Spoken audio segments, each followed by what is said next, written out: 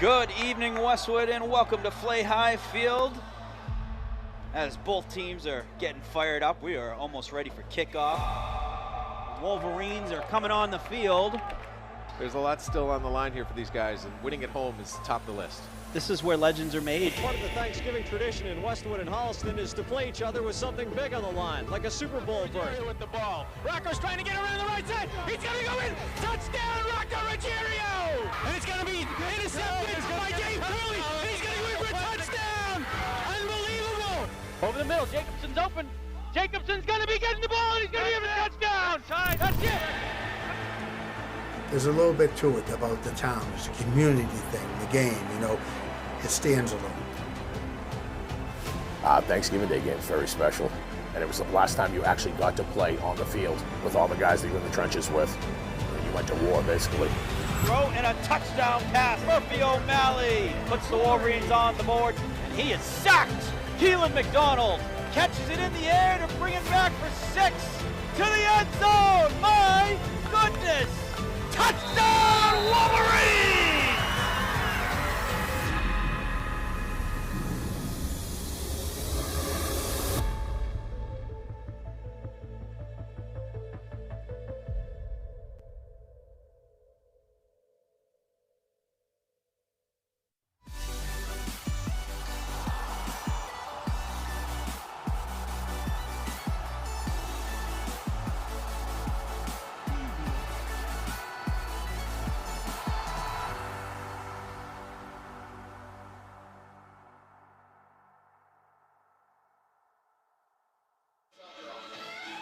Good morning, Westwood, and welcome to Flay High Field for the 52nd annual Thanksgiving rivalry game between the visiting Holliston Panthers and our Westwood Wolverines. And we are absolutely delighted to bring live action of this historic game your way here on Westwood Media Center.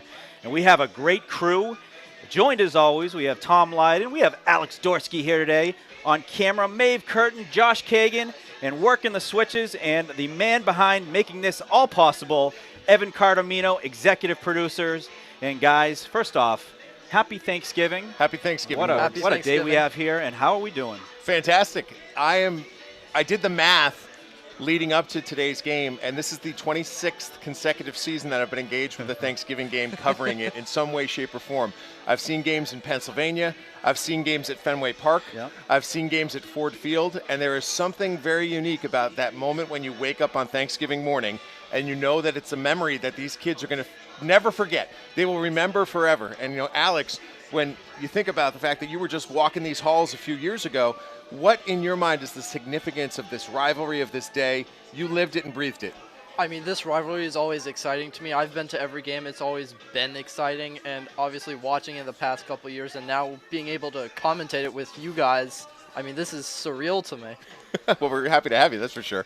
Absolutely. So both teams, we got ourselves a matchup, folks. Both teams 3-1 in the Tri-Valley League, and there's still a potential path to a Tri-Valley League championship. So Ashland is the leader in the clubhouse. If they were to lose today to Hopkinton, and Westwood were to win or Holliston were to win, they're tied for the top. So obviously we want our Wolverines to win and add to the 3-time TVL Large Tri-Valley League champs. That sounds pretty good. But they got to go out and get it done today, and then hope for some help with Hopkinton. Nothing's predictable. You would think that Ashland is probably going to win that game in Hopkinton. They have had an absolutely phenomenal year, a very explosive offense, a sound team. They have certainly to this stage earned at least a share of that TVL Large title. I'd be very surprised if Hopkinton's able to pull off that upset, but it is Thanksgiving Day, and you just don't know what to expect because there's a reset. There's an intensity when it comes to a team's focus. There's the history that comes with a head-to-head rivalry against an arch rival. So there's a lot of unpredictability that comes into the picture here when you're playing a Thanksgiving game. No question. No question. Both teams. So Westwood 6-4 up till today. Holliston is 5-5. And we're going to go through how Westwood got to where they are today. So we're going to have some clips. We'll jump right to it and walk right through it. So right in the first game of the season, Wolverines on the road in a back-and-forth matchup over West Bridgewater. It was tremendous. Record game for Ty Pindell. He had 450 passing yards, 5 touchdowns in the game. Incredible. And Keelan McDonald, breakout game there to set the stage for what he's been doing all season. Bellingham, tough game on the road. They were banged up that game and fought with everything they could and ultimately came up short. But as you see, Keelan McDonald still getting it done. Ty as well.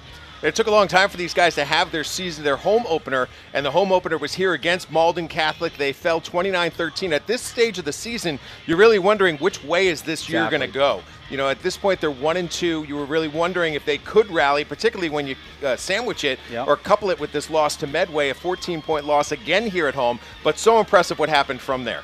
Yeah, and that was a big touchdown catch by Teddy McGowan. And then Tom, the Noah game, also known as the Charlie Jessup game. Just a magical performance from Jessup. 50 points against the Norwood Mustangs, and then that next week they piled it on top with Dedham, and I think that when all was said and done, it was a 93-7 combined score over these two games. Yes. The Dedham game, they picked right up where they left off, but, seeing Charlie Jessup again on the pick six here, watch him put on the Jets right now. See ya. Right to the end zone, and that capped off that amazing performance, which got him Globe Player of the Week in that game. Dedham game was a special game. Senior night for both the players and the cheerleaders, and picked up right where they left off. 43-0 win. Keelan McDonald with another touchdown catch. My goodness. He's got a record on the line today that we'll talk about in a little bit. Punt block. Ryan Petrus on the block. Kamal Ratanapi Boone brings it in the end zone for the big special teams touchdown.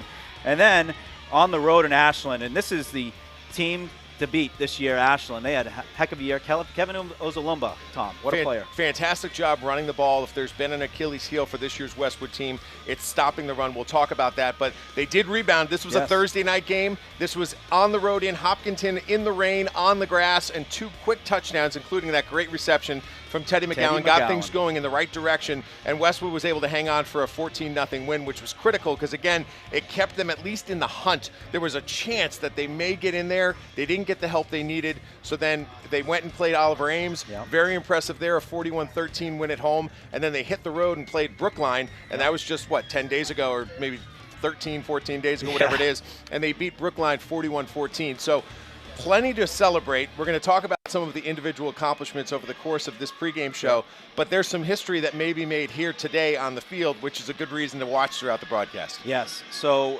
from talking to Coach Pindell yesterday, so Ty Pindell, 32 touchdowns in his career, or excuse me, this year, which is unbelievable, which tied Greg Warren, who, in many, different circles, in a lot of opinions, is one of the greatest athletes to ever come through Westwood. So an incredible accomplishment for Ty. Brad was also the guy who was protecting him on the line, so a really cool story in that regards.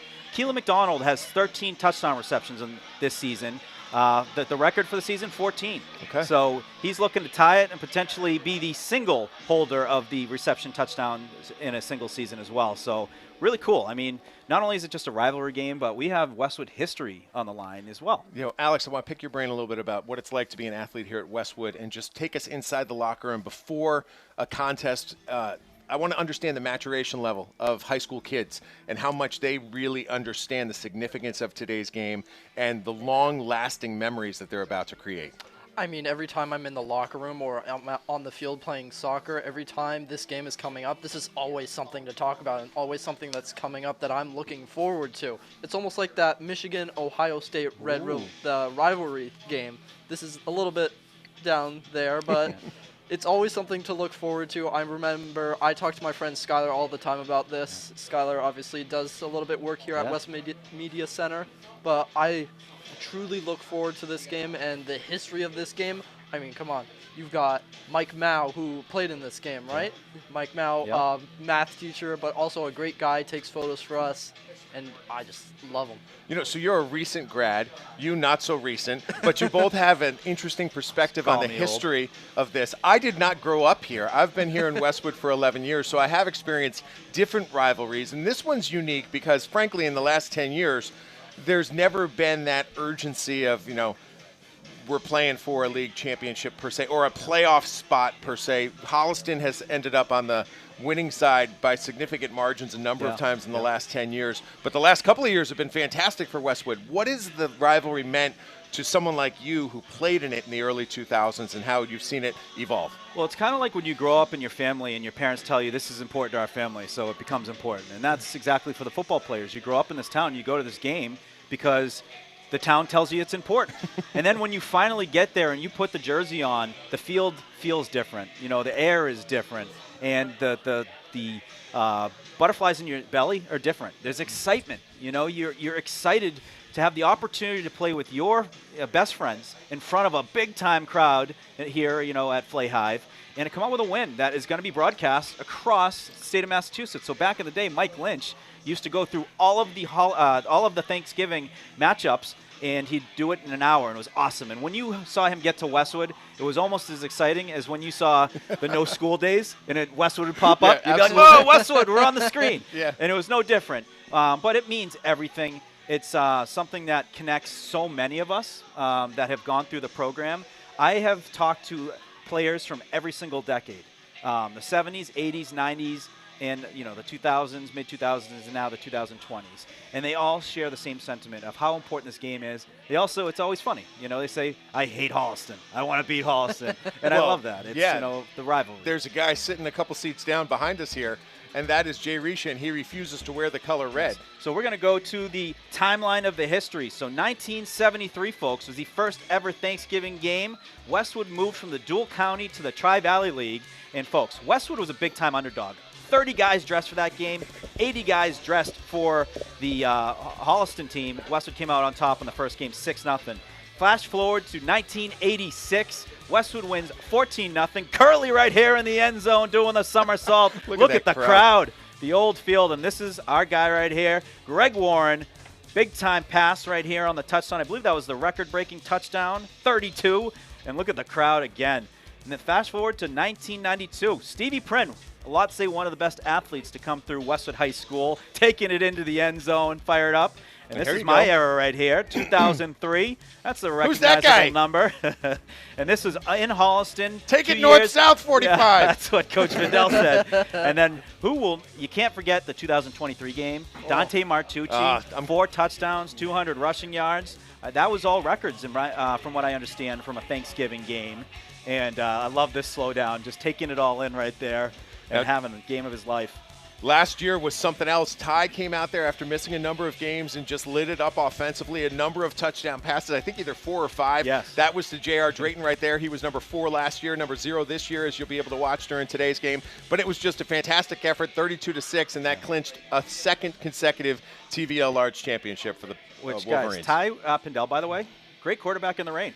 We saw him throwing in the Hopkinton game. Yeah, but right. Did it last year in Holliston. No question. Elements never a factor for him.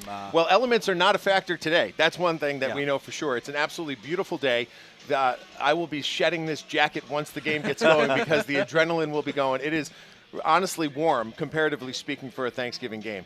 I love this day in general. I thought this morning when I woke up back to the first time I covered a Thanksgiving game, and it was in 2000, and it was in Pennsylvania. It was between East Stroudsburg and Stroudsburg.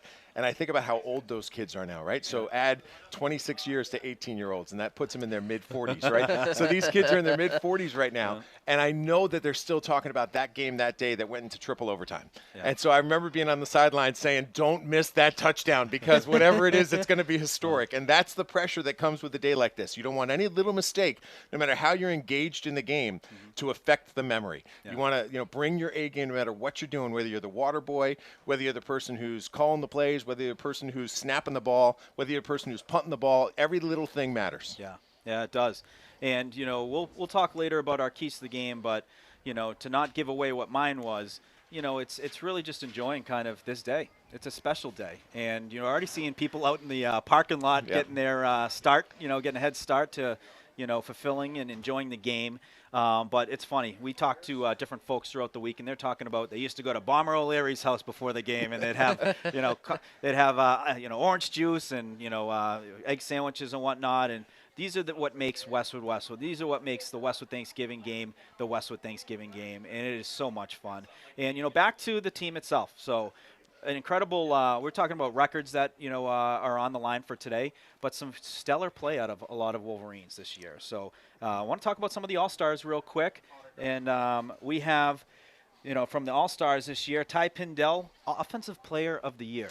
Well deserved. And what's great about today's matchup is that the defensive player of the year is going to be lining up against him. Yes. So that's a point of intrigue right out of the chute. But Ty's been absolutely phenomenal. 32 touchdown passes this season, over 2,400 yards passing. He's not going to break that all-time passing yards record. That is pretty secure by Donegan, I believe. Yep. But Ty's got, with one touchdown pass, the opportunity to break that single-season record. Now, should we put Alex on the spot Yes, and have him say Alex, this next name? Do you want to give it a shoot? for us?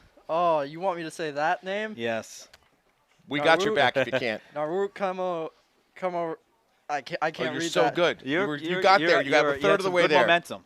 That's Narwood Kamal-Ratana Pibun. Yep. A That's- guy last year who was hurt and comes out this year, becomes an all-star. Incredible story, and incredible leader, one of the captains for the Wolverines. Brad Pindell's favorite play of the year was the long run by Narwood during the Norwood game, which was unexpected. Always great when you're calling a quick dive between the center and the guard, and it ends up being like a 78-yard run. That's funny, because my favorite play was actually the next one, is when he put it in the end zone, and Brad kept him out there and let him get that 1 He yard. deserved it, that's for sure. Now, Murphy O'Malley and Pete Mills, they both deserve some credit for different reasons. You know, Murph's a very sure-handed receiver. He's also done a great job on the defensive side of the ball. I love it when a person whose name is not called a lot gets the credit he deserves, and that's the case with Pete Mills. He's just a monster up front, 68 in your scorebook, and just check him out while you're watching this game today, because you're going to see him moving some bodies. Him and Gianni Martucci, the anchors, the last couple years on the line, and my goodness, they have another year left of them.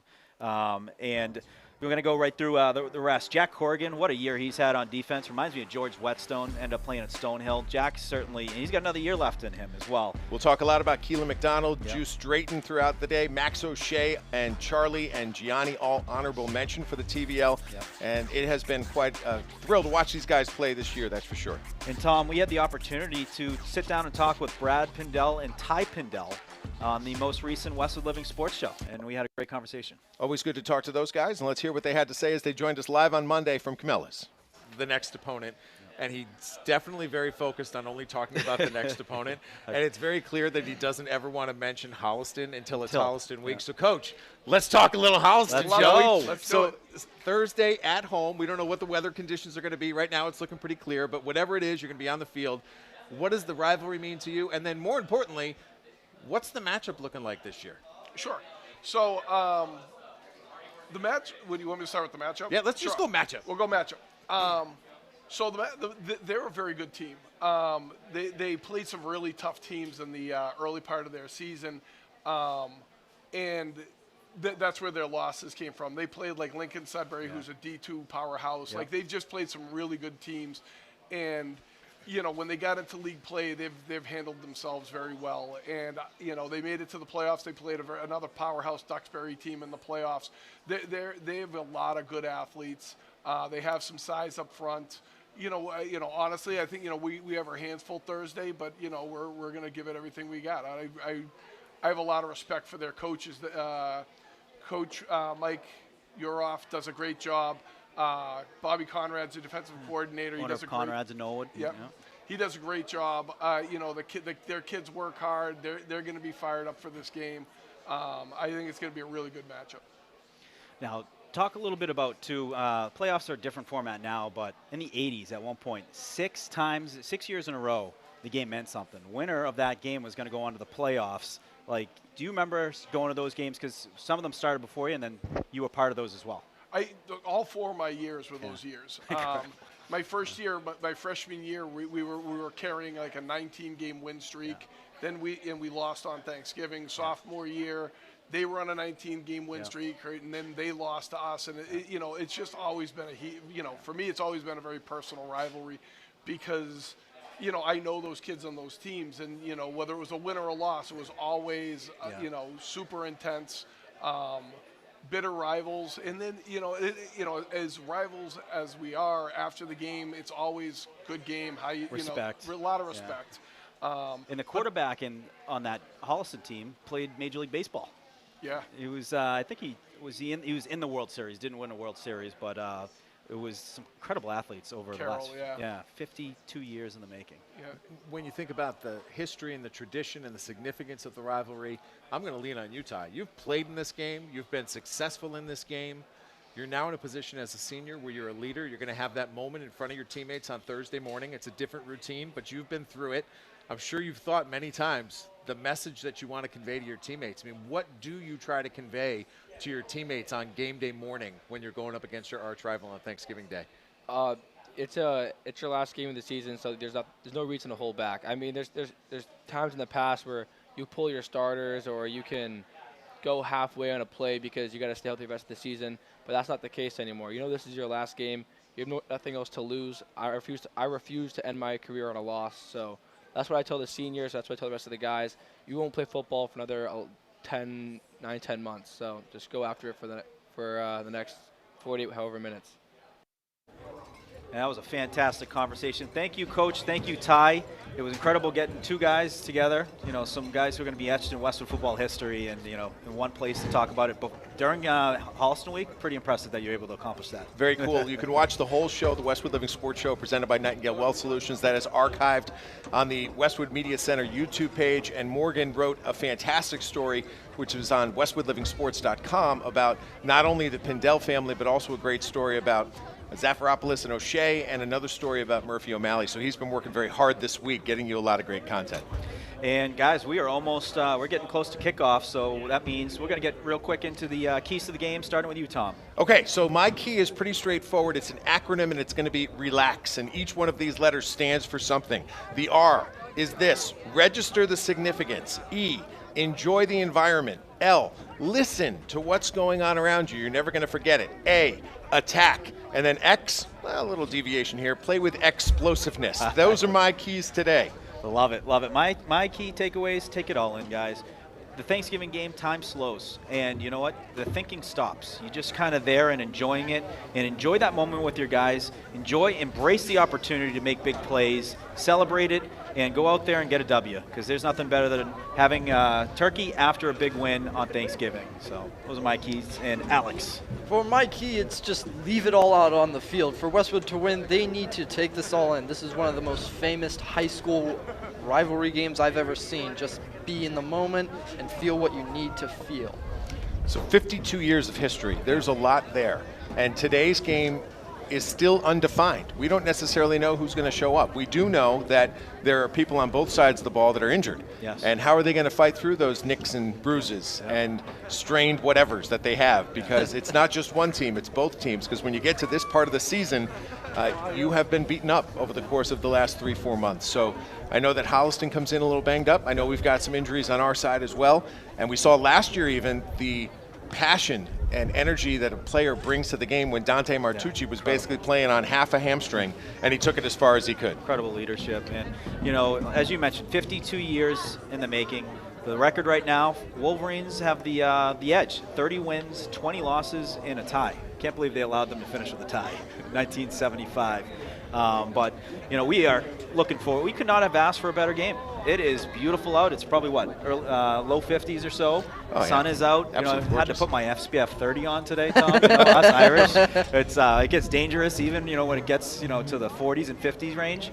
But we are looking forward to bringing this action. Folks, this is unprecedented. This is the first ever live coverage of a Westwood football game on Thanksgiving from Westwood Media Center. So, you know, from Tom and Alex and Evan, you know, what an honor to be able to do this. Absolutely thrilled. And, you know, the more close we get to kickoff, the more I start thinking about like really nitty-gritty details. We talked about the broad keys to the game. If you really think about what it's going to take here, when you look at both sides of the ball, there are some very talented players on the Holliston side, probably 5 or 6 standout guys, and those are the people who make the difference. Now, if you can somehow figure out a way to neutralize all of them just a little bit, great. Maybe you take 1 or 2 out of the game completely. It's going to be very difficult because, again, it's unpredictable. Holliston's an excellent running team. If there's been one weakness in this Westwood defense, it's been stopping the run. So I'll be curious to see how the Westwood defense attacks that, and how will the wind maybe wreak some havoc on today's game too, because it's blowing across the field field. Yeah. We're protected here in the booth. Will that affect, one,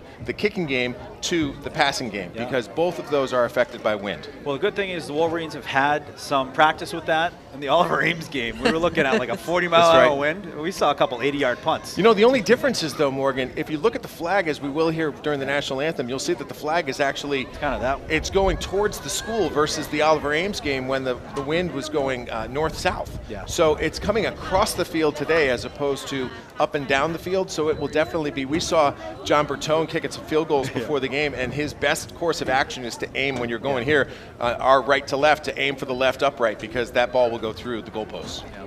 But I was able to be at practice yesterday, and it was a surreal moment. You know, last play that they ran, they had all the seniors out on defense, including John Bertone. You know, and they were all looking to make a tackle. So I see John Bertone running out there, and the tackle was actually made by Ty Pindell. But good for him. It was a surreal moment Good of for getting Ty. them all out there and enjoying it. We might see some of that too at some point, where we'll see seniors being put into the game to make some plays, and also you know, really enjoying this opportunity to play one more time together. Well, you think about it, these guys are just leaving the locker room right now, and what I loved about that conversation with Ty and Brad on Monday night is that Ty said he already knows what he's going to say. I refuse to lose this last game. Yeah. And to enter a game like this with that just pure refusal to leave the field with a defeat is what carries a team and, you know, really propels a team to a good performance. And it was interesting last night when they broke down the players and kind of ending the practice. Had the opportunity to hear what the coaches were saying, and they kept it very simple. They said, you know, just hey, what this game has meant and all that. And they said, we're going to have a lot more to say tomorrow. You know, so they were saving kind of those, really the fire and brimstone type fired up speeches for today, but really just kind of setting the table of what tomorrow was going to mean to people who weren't, you know, already involved in the game. So it was a really good message, I thought, from Coach Pindell and staff. Alex, I want to get your thoughts on this. Have you ever been engaged in a game where something unpredictable happened? And when that unpredictable thing happens, you're like, wow, I never would have predicted that would have happened. And how do you prepare yourself for those unpredictable moments? Because we're going to see some today. I mean, I've been in multiple unpredictable moments. In middle school, we were the lowest seed of a playoff game, and we beat the number 1 seed, and I was shocked. There you go. I was shocked. I just felt adrenaline through my veins, and it was amazing. And I think for these guys to pull that off, they just need to let it all out. Just leave it all on the field. As I said, to my key to the game. Yeah. I mean, that's the key to the game, and that's what embodies what Dante Martucci did last year. He left it all out there.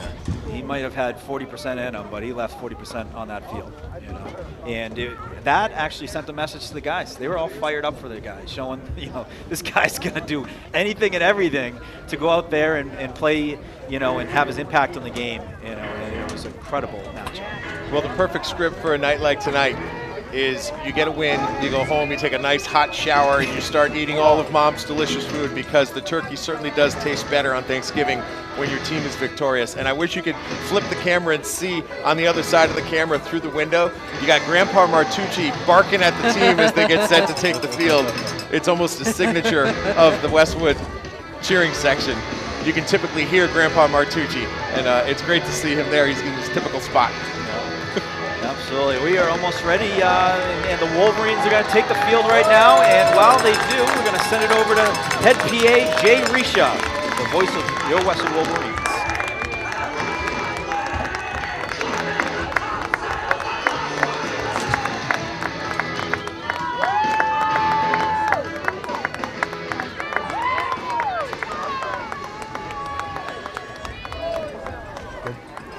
Good morning, ladies and gentlemen, boys and girls. Welcome to Flay High Field in Westwood, Massachusetts, for today's annual Thanksgiving Day game between the visiting Holliston Panthers and your Westwood Wolverines.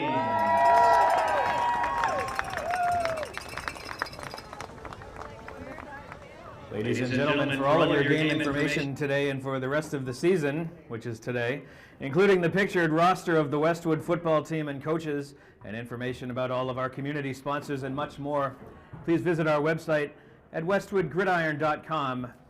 Again, westwoodgridiron.com. Thank you.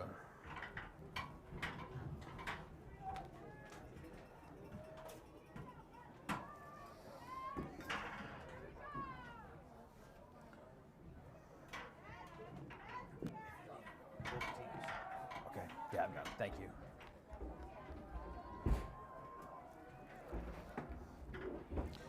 Ladies and gentlemen, Westwood Football and the Westwood Gridiron Club would like to recognize and thank our 3 official sponsors of the season. During the game, stay tuned for special thank yous to each of our 3 top sponsors. These sponsors have stepped up to partner with Westwood Football for the entire 2025 season.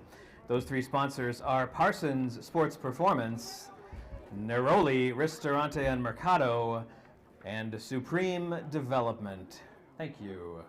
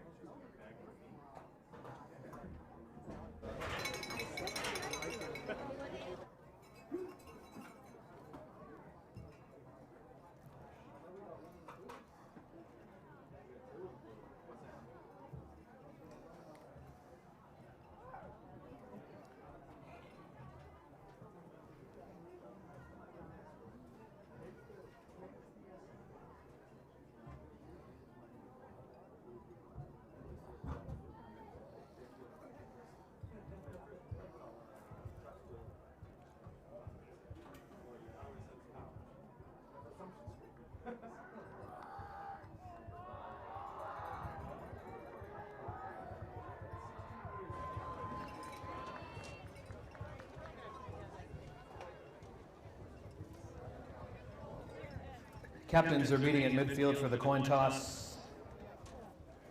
For the Holliston Panthers, number 2, Austin Rodenheiser.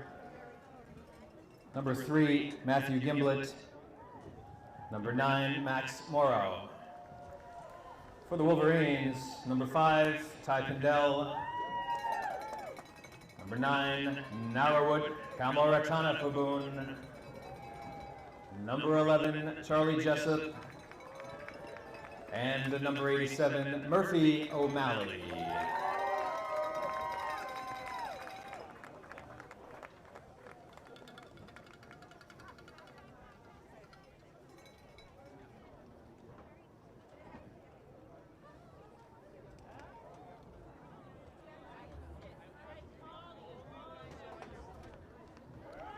The Wolverines have won the coin toss and elected to receive.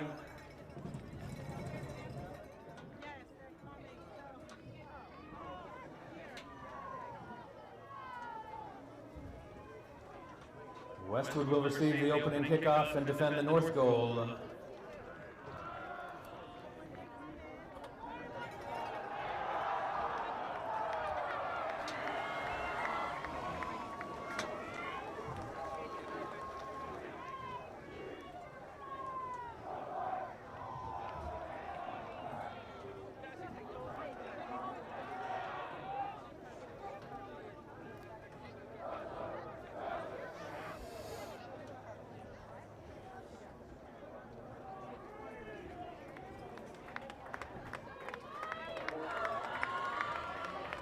Ladies and gentlemen, boys and girls, if you could please rise.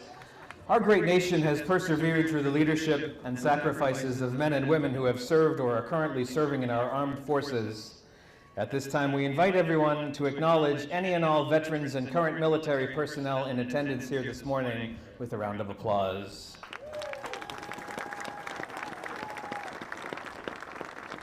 Thank you. On this Thanksgiving Day, in addition to honoring those who have served, we also take a moment to remember those brave soldiers who made the ultimate sacrifice. We also remember those we have lost in our own lives. This season, Westwood Football lost a member of the 1992 Super Bowl winning team, Steve McGovern. For Steve and for all who are no longer with us, would you please join me in a moment of silence?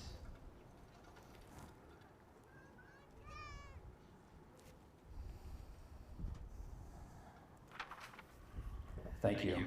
At this time, would you please remain standing, and gentlemen, remove your caps, and let us all face the American flag as one. In a symbol of unity, let us sing along to the playing of our national anthem.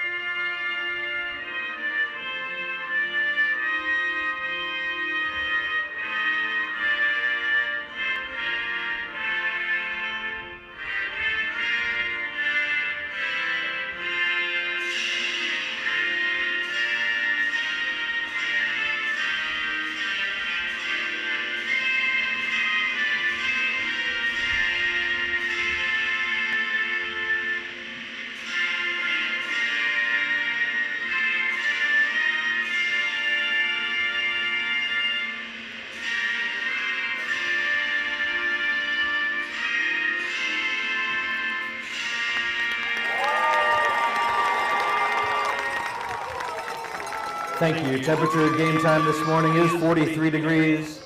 Snack Shack is open with coffee and drinks and snacks. All right, folks, the wait is almost over. About another minute. That ball will be in the air. Wolverines are going to be receiving it, and they'll be defending the north end zone. And we are ready for kickoff, folks. Very exciting. For those of you just joining us, that, of course, the voice of Westwood football, that is Morgan Donahue. I'm Tom Lydon, joining him along with a recent Westwood alum, Alex Dorsky, with us in the booth today. So some breeze, as you can see, with the lead official standing at about the 2-yard line to the north side of the field. Wind will play a factor in today's game. There's no question about that. We'll see if either team can get themselves established through the air, but if they somehow are affected by the wind, both Morgan and Alex, we know they can run the ball. Jake Brodsky going to kick off for the Panthers. Back deep for the Wolverines. We have J.R. Drayton, I believe Ryan Petrus. On a beautiful Thanksgiving morning we have here at Flay Hive. Back deep for the Wolverines.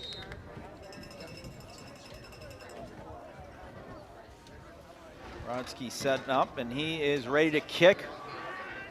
Kicks a ball rolling on the ground, picked up by, it looks like Kamala Tanapi-Boone. He moves it upfield and is brought down right around the 35-yard line, and the Wolverines will take it from there. But coming on the field is the Wolverines offense, who's been electric all season. We talked about the records that are on the line. We also talked about the honors and a lot of those players on the offensive side of the ball. Ty Pindell's been nothing short of spectacular. He enters this game with 32 touchdown passes this season alone, up and over 2,400 yards passing. One more touchdown pass will set the single season record. He enters today's game tied for the all-time lead. Quarterback is number 5. O'Malley, Ty Pindell. McDonald, and Drayton set up down low, and they got Teddy McGowan up top on an island, and Kamala Tanapi-Boone set off to the left. Pindell in shotgun, hands it off. Kamala Tanapi-Boone running for some hard earned yards, gets about 3. So running out of the gate for the Wolverines, and they're going to spot him right around the 37-yard line for a gain of 3.5. So the man to keep your eyes on here for Holliston defensively is number 9, Max Morrow. He is the defensive player of the year in the TVL Large, so a really great matchup between the offensive and defensive players of the year. Total stud. Handoff again.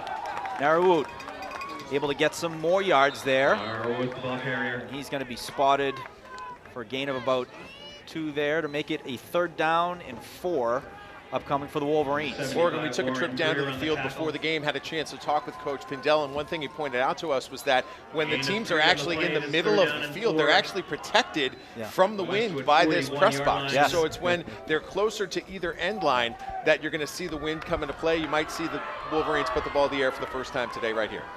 So 3rd down and 4. Pindell takes the snap, throwing near side. O'Malley in and out of the hands, and that is incomplete. Ty Pindel's pass is And the incomplete. Wolverines going to send out their punt team here. So 3 and out Intended for Murphy O'Malley, by the defended for Wolverine Jake- offense. Some defended good by defense Jake there to Rossi. start for the Panthers. And we're going to Fourth down see and 4, our first Wolverines punt of from the their game. own 41-yard line. And Mike Murphy, the mailman, going to be punting for the Wolverines. He got that nickname in a JV game. He was catching everything, and the man delivered. So let's see how the wind affects this punt. I would anticipate that it ends up on the far side of the field as Holliston fields the punt. Oh, it's a nice looking punt. It's going to hit the turf and roll its way out and continue to roll. Can he get It ends up right around the 10-yard line. What a punt for the mailman. And the Panthers will have it on the 10-yard line moving out. So a terrific punt there by Mike Murphy.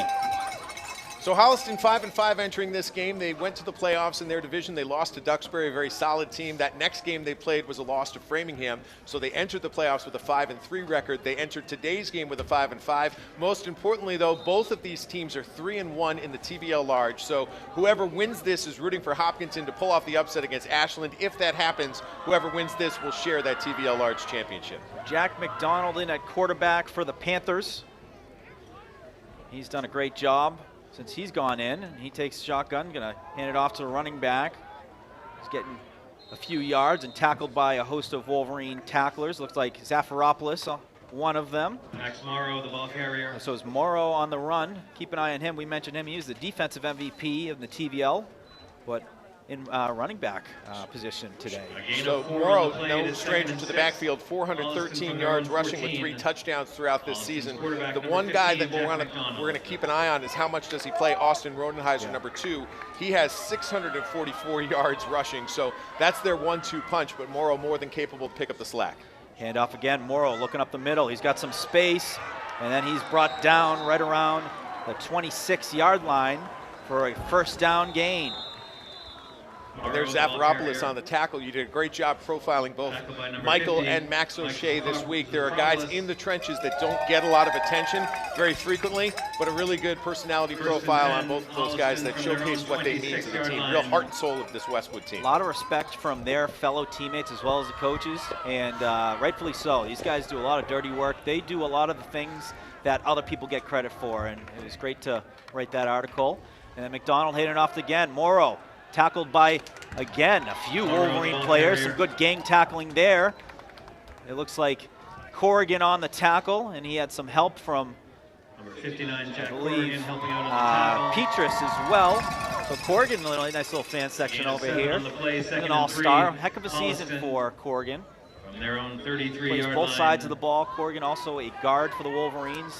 Smash mouth football in his blood. So bringing up a 2nd down and 3 for the Panthers. We're on the near side hash. McDonald in shotgun. He's got a fullback in motion. Hands off to Morrow again, and the Wolverines right on top of it this time. Kamala Ratanapaboon with the initial tackle. And it looks like a minimal gain. Jack Corrigan See where with the they initial spot hit. it. It's going to be close. This is where you'll see that virtual measurement in the NFL, but they're going to use the traditional chains here and wave it a They first gave the down. first down. Wow. So first down given. Ball spotted at the 36-yard Gonna line. be on the Gain enough 36 for a Holliston for a first down first for and the 10. Panthers as they started on the 10 and been moving the ball pretty efficiently all on the run so far, or all on the ground so far. They come out with the same formation. They got fullback set off in the H-back position. Morrow set up behind McDonald. McDonald in shotgun. 2 receivers up top, 1 down low. They send the fullback in motion, but he's going to be kicked out. Toss on the far side. Morrow trying to get to the outside and brought down. Nice play there. Kamal Ratanapaboon on the Morrow, play. the ball carrier. Also helped out by Juice Drayton on that Yes. one. Nice And play by the Drayton corner. on the we tackle. haven't seen Holliston throw the ball yet. When we do, you want to keep your eyes on number 10, Paul McGrath. He has No 20 gain on the receptions play, this year second for and 10, 307 Holliston yards. from their own Also, 36. Morrow out of the backfield, Yeah, he has a lot of hauled in catches. 28 catches. Yeah. So those are the 2 people you want to keep your eyes on here when the ball does go in the air for Holliston. Morrow was key in the Duxbury playoff game. He was doing everything, running, catching, and he was the one getting their touchdowns. Very impressive player. Donald hands off again. Morrow up the middle. Gets a good chunk of yardage. He's be down right around the Morrow, the ball 46. carrier. Excuse me, the 43. And And that'll bring up By Zafiropoulos third down. and number 52, Max O'Shea. Third down and 5, O'Shea and Zafiropoulos. A gain of 6 on the play. Unreal. Third down and Talked 4. about them earlier, both on the play there, and it's going to bring up Holliston third from their down own and 42-yard line. 4.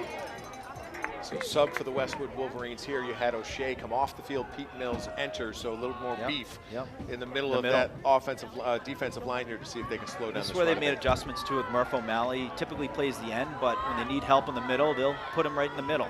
Big, strong kid. So third down and 4. Same formation out for the Panthers. They're going to send Brodsky in motion, hand off to Morrow up the middle. And he gets a good gain and gets across the sticks for a first down and across the 50-yard line into Westwood territory. Going to be brought down and spotted on the 45. Well, if it's going to be this kind of a game, a couple of things. One, it's going to go quickly because this is also becoming a clock-churning drive. Yes. We're already underneath 6 minutes left in the first quarter, and when you run the ball like Holliston has run the ball, we've really only seen one pass in the entire game. So the clock has really only stopped one time, so it's going to be very fast, but there's going to need to be some urgency figuring out how to stop this ground game. Yep. First down and 10 for the Panthers on the Wolverines 45. They got trips up top, one receiver down low. Morrow set off to the left. And they're going to hand off to the fullback, but tackled immediately. Murphy O'Malley there. And he's fired up, getting up, celebrating after a big play there. I think Zafiropoulos was there as well to help. I think that was a great read there by Murphy O'Malley. He noticed that they were trying a trick play, but he just read that right through the lines and just went straight for that tackle. Absolutely. It was kind of a bit of a dive, but with the fullback in a different, non-traditional position, O'Malley did a great job reading the guards. When you see what the guard's doing, that's where the ball's going, and he beat him right to where the spot. So an interesting scenario here, a test of wills perhaps. Do you attempt to continue to run, or are you going to put the ball in the air for the first time? We will see. McDonald takes the shotgun, and he hands it off to Morrow, and he gets a gain of about 3. Tackled by Zafiropoulos and O'Malley. And now O'Shea coming back in the game from Mills. Wolverines going to be playing the long game with the fresh legs. And we got third down and 8. This is 4 down territory, so not exactly, if they get a stop here, it's not exactly a automatic punt. We see a lot of teams, especially at the high school level, that are constantly in, going for 4th down in these territories. Westwood does it all the time, and Westwood has a high percentage of it too. Brad Pindell doing a terrific job on those 4th down conversions. So third down and 8. Big play here early on in the game. Trips receivers on the near side, one up top. Morrow set off to the right of McDonald. He's looking to throw. Double pass. And a little double pass. Morrow is able to take a couple hits and still gain a yard or 2. So he was behind the line of scrimmage on the pass and ultimately brought it back to the line of scrimmage. Yeah, so that's one thing you keep in your database. If that happens again, that was a backward pass. 2 important points there. 1, if he doesn't handle it, it's a live ball. Yeah. 2, if he does handle it, he could conceivably pass it again. And here they are going to try see to a fumble. We're going to see a punt here. So punt coming from the fullback. He's been the active kicker so far, Jake Brodsky. Jake Brodsky is in punt formation. J.R. Drayton. We got our first timeout. And we'll go to our first side-by-side. So, folks, Annie Elcock Jessup. We'll go first side-by-side coverage presented by Annie Elcock Jessup Real Estate. I want to give a big shout-out. Thank you to Annie Elcock Jessup for your support throughout the 2025 season. A memory of mine will always be the Charlie Jessup game and her being a big-time part of the game as well. And might this be another entry in the Charlie Jessup log, because he has really been fighting through an injury. Charlie has been out there a couple times already today. He was playing some cornerback. They pulled him off the field. I anticipate that we will see him back out there on the offensive side. He's going to give it a go just like Dante Martucci gave it a go last year, and see how long that little nick and bruise that he's fighting through holds up. Back on the field. Punt formation. Keep an eye here. This is sometimes where you see the fake punts. And no, they're going to kick it and play for positioning. And it's going to be right on the 10-yard line. So both teams getting punts to land right around the 10 and start from there. Holliston was able to move that ball effectively from their 10 all the way up to basically the 40-yard line, and see if the Wolverines can match that from their movement perspective. But good job by the Wolverines. Bend, don't break. They got the ball back in their hands to get their offense going again. 3:25 on the clock here in the first quarter. Fans, get your 50, Westwood's only 50 run rounds. 3 We'll take offensive the start plays. of the We've first seen half 2 as runs and usual. 1 pass that slipped through the fingers of Cheerleaders, Murphy O'Malley. thank So you for your I would not be support. surprised if out of the shoot here, Morgan, we see Brad go to the air right away. Yeah. Let's see if we can unleash Ty a bit. The Wolverines set up an offense. Pindell in shotgun. Kamal Ratanabe-Boone set up an eye behind him, and it's a handoff to Narawut. He heads up the far side, and he's going to get a few yards. But as you said, Tom, a lot of these runs will open up that pass game because the linebackers have to respect it. They have to get in play, and they have to, you know, when they see that read, go for the angles they need to go. And look at Wolverines going with right back into the play. I love to see it. No huddle offense. Pindell on the snap, looking to throw here. Looking for Drayton, almost picked off. That went through the hands of number 11 for the Panthers. That is Tyler Motter. But big play there. He looked like he had eyes for the end zone there, and he had the angle, and I think the wind certainly had an impact on that throw. That's where you just take a deep breath and say thank you, and make sure you don't make that type of decision again, because that could have been a momentum changer for sure. Yeah. That looks like a little film study, you know, where you see something you see. He jumps pretty early. If I'm Westwood, I'm going on the pump fake soon on that same play. So it brings up a 3rd down and 7. Wolverines have 2 up top, 2 down low. Pindell in shotgun, takes the snap.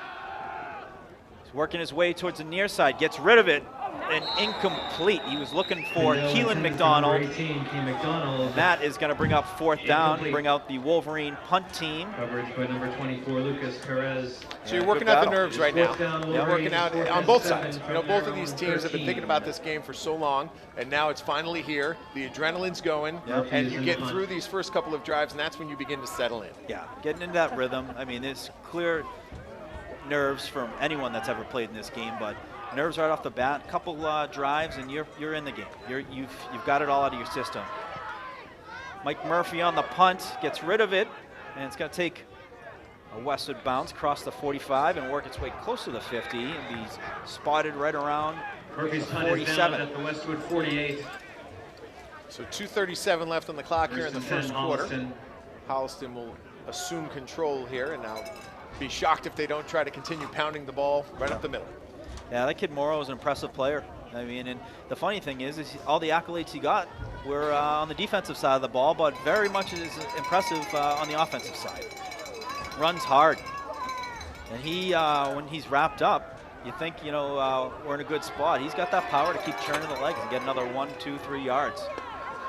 So Panthers going to take over the ball on the 48, Westwood's 48. Haven't seen a lot of spread formations like this one. No. We'll see what they do here. They go to the air.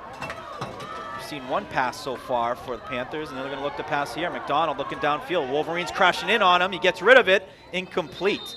Great job by the Wolverine pass rush. Keelan McDonald's got in his face early and forced an early throw. And that's just one of the reasons why Keelan was a TVL All-Star. He also did it on both sides of the ball. We've seen him in the end zone. He's just 1 touchdown reception away from tying the single-season record for Westwood.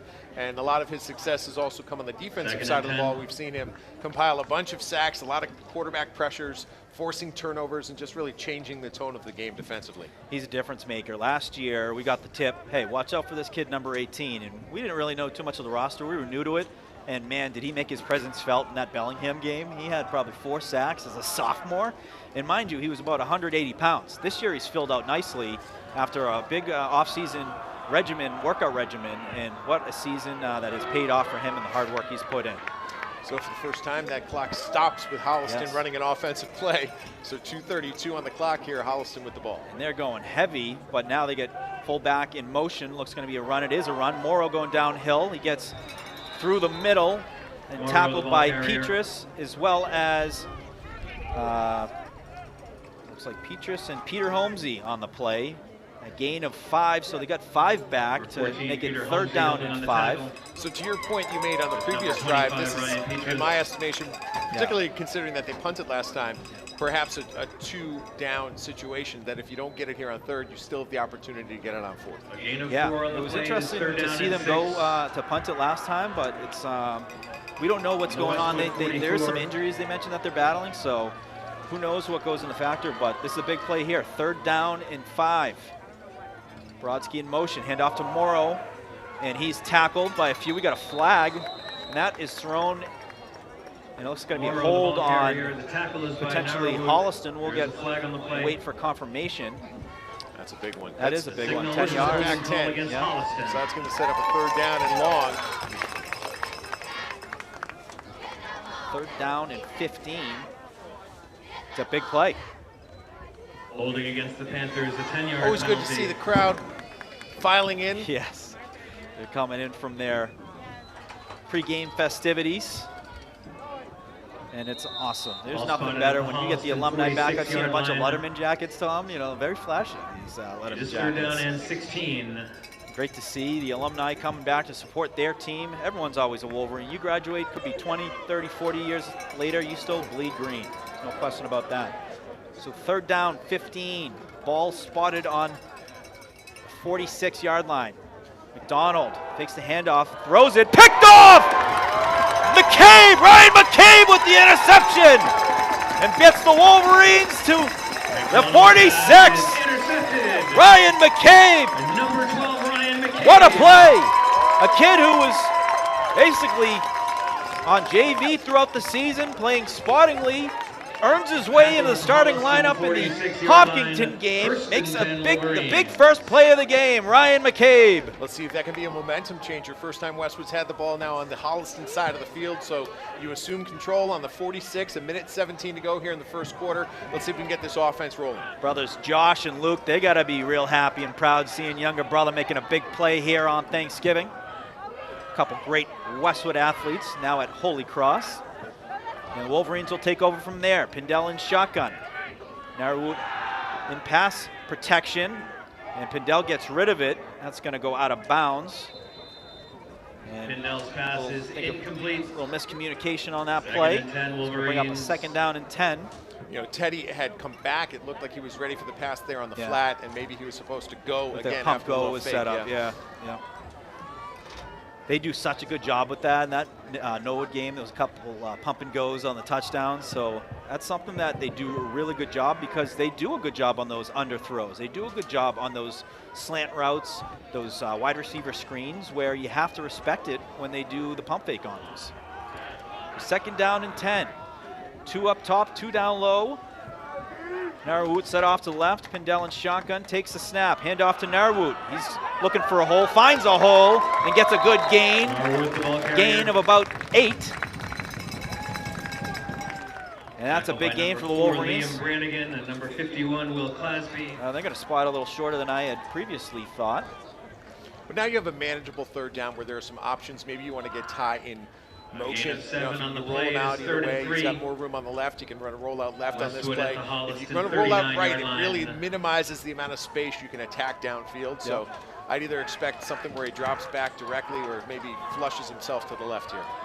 Absolutely, and you know, don't forget too, Ty can run on those feet. You know, he could certainly take it up the middle if he sees some room. So he takes the snap. Kamala Boone again, and that's a high tackle. Close to the helmet and shoulder pads. They're looking for a horse collar.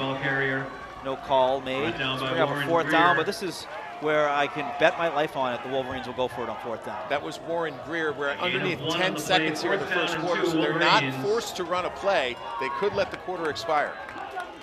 And there they go. Get the snap. Pindell finds the receiver, Kamala Boone, and they get the 1st down. And the clock expires here in the first quarter. So after 1, folks, 0-0. We'll take a quick break. You're watching Westwood Media Center coverage of Westwood Thanksgiving football. Down to the 32.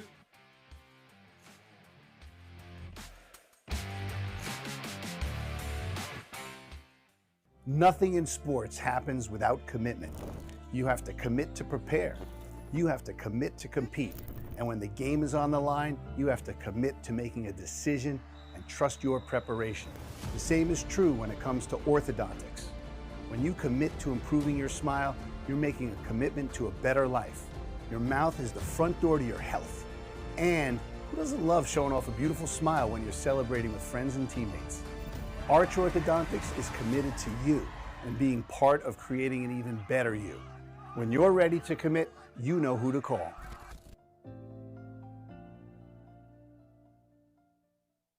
Westwood High School Sports brought to you by Arch Orthodontics, creating generations of beautiful smiles with expert orthodontic care.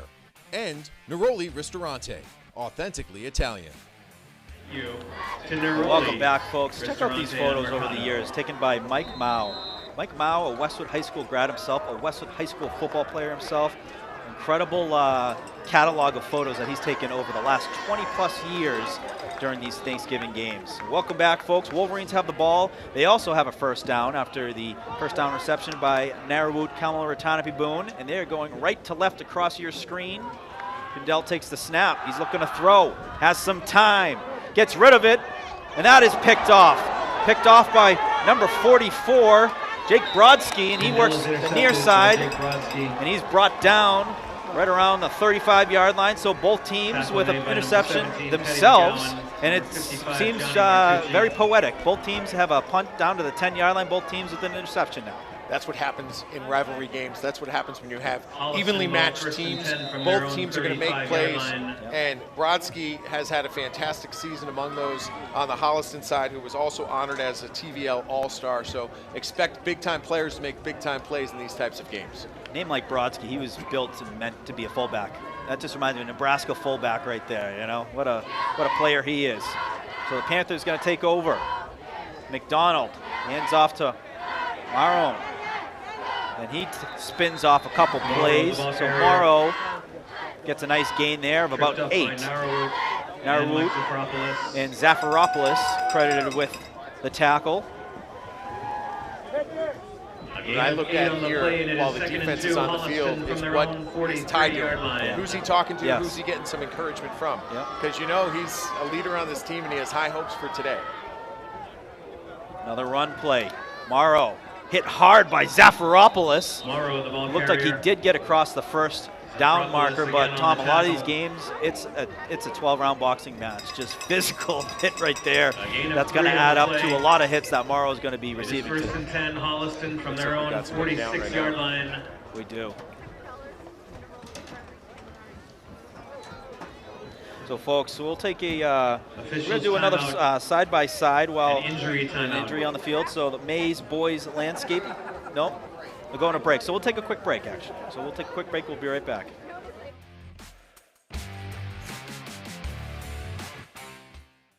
Nothing in sports happens without commitment. You have to commit to prepare. You have to commit to compete. And when the game is on the line, you have to commit to making a decision and trust your preparation. The same is true when it comes to orthodontics. When you commit to improving your smile, you're making a commitment to a better life. Your mouth is the front door to your health. And who doesn't love showing off a beautiful smile when you're celebrating with friends and teammates? Arch Orthodontics is committed to you and being part of creating an even better you. When you're ready to commit, you know who to call.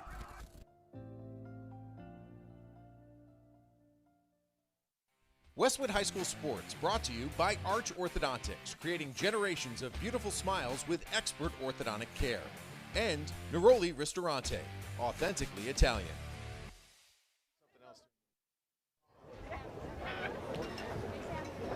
So the trainer's on the field just attending to Holliston player. But as we mentioned, physical games. These are physical games, and the unfortunate thing is some injuries happen, hoping that the player is okay.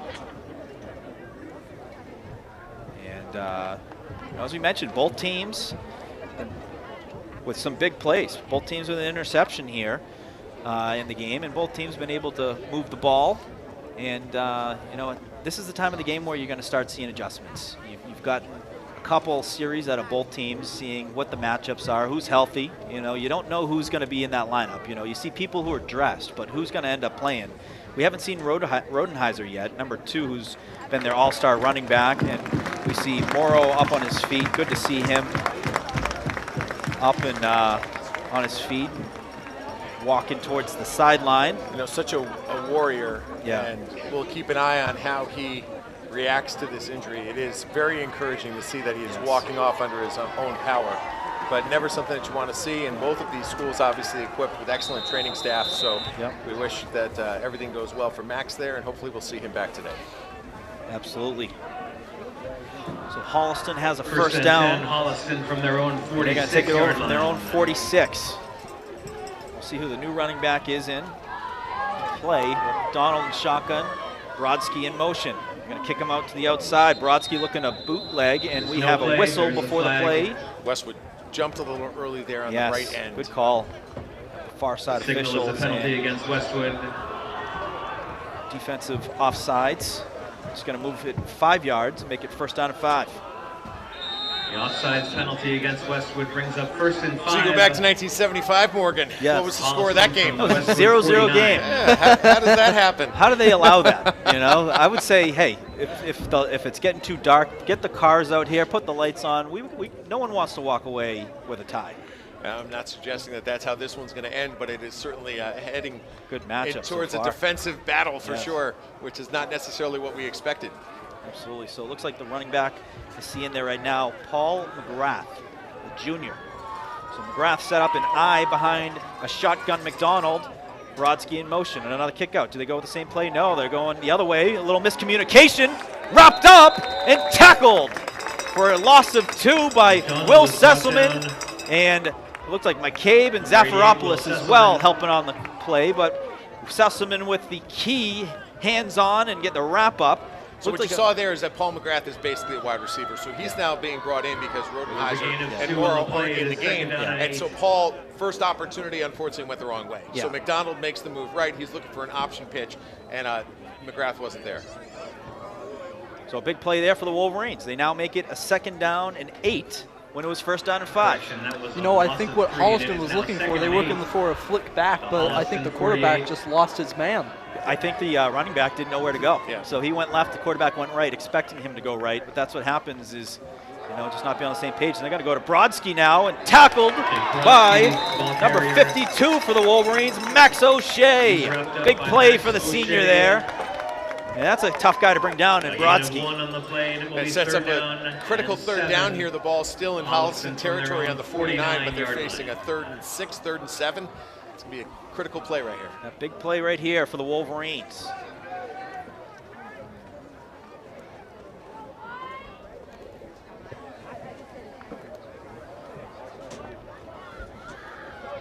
So they're going to come back out in formation. They got one receiver down low. They got 3 up top, and running back set off to the right.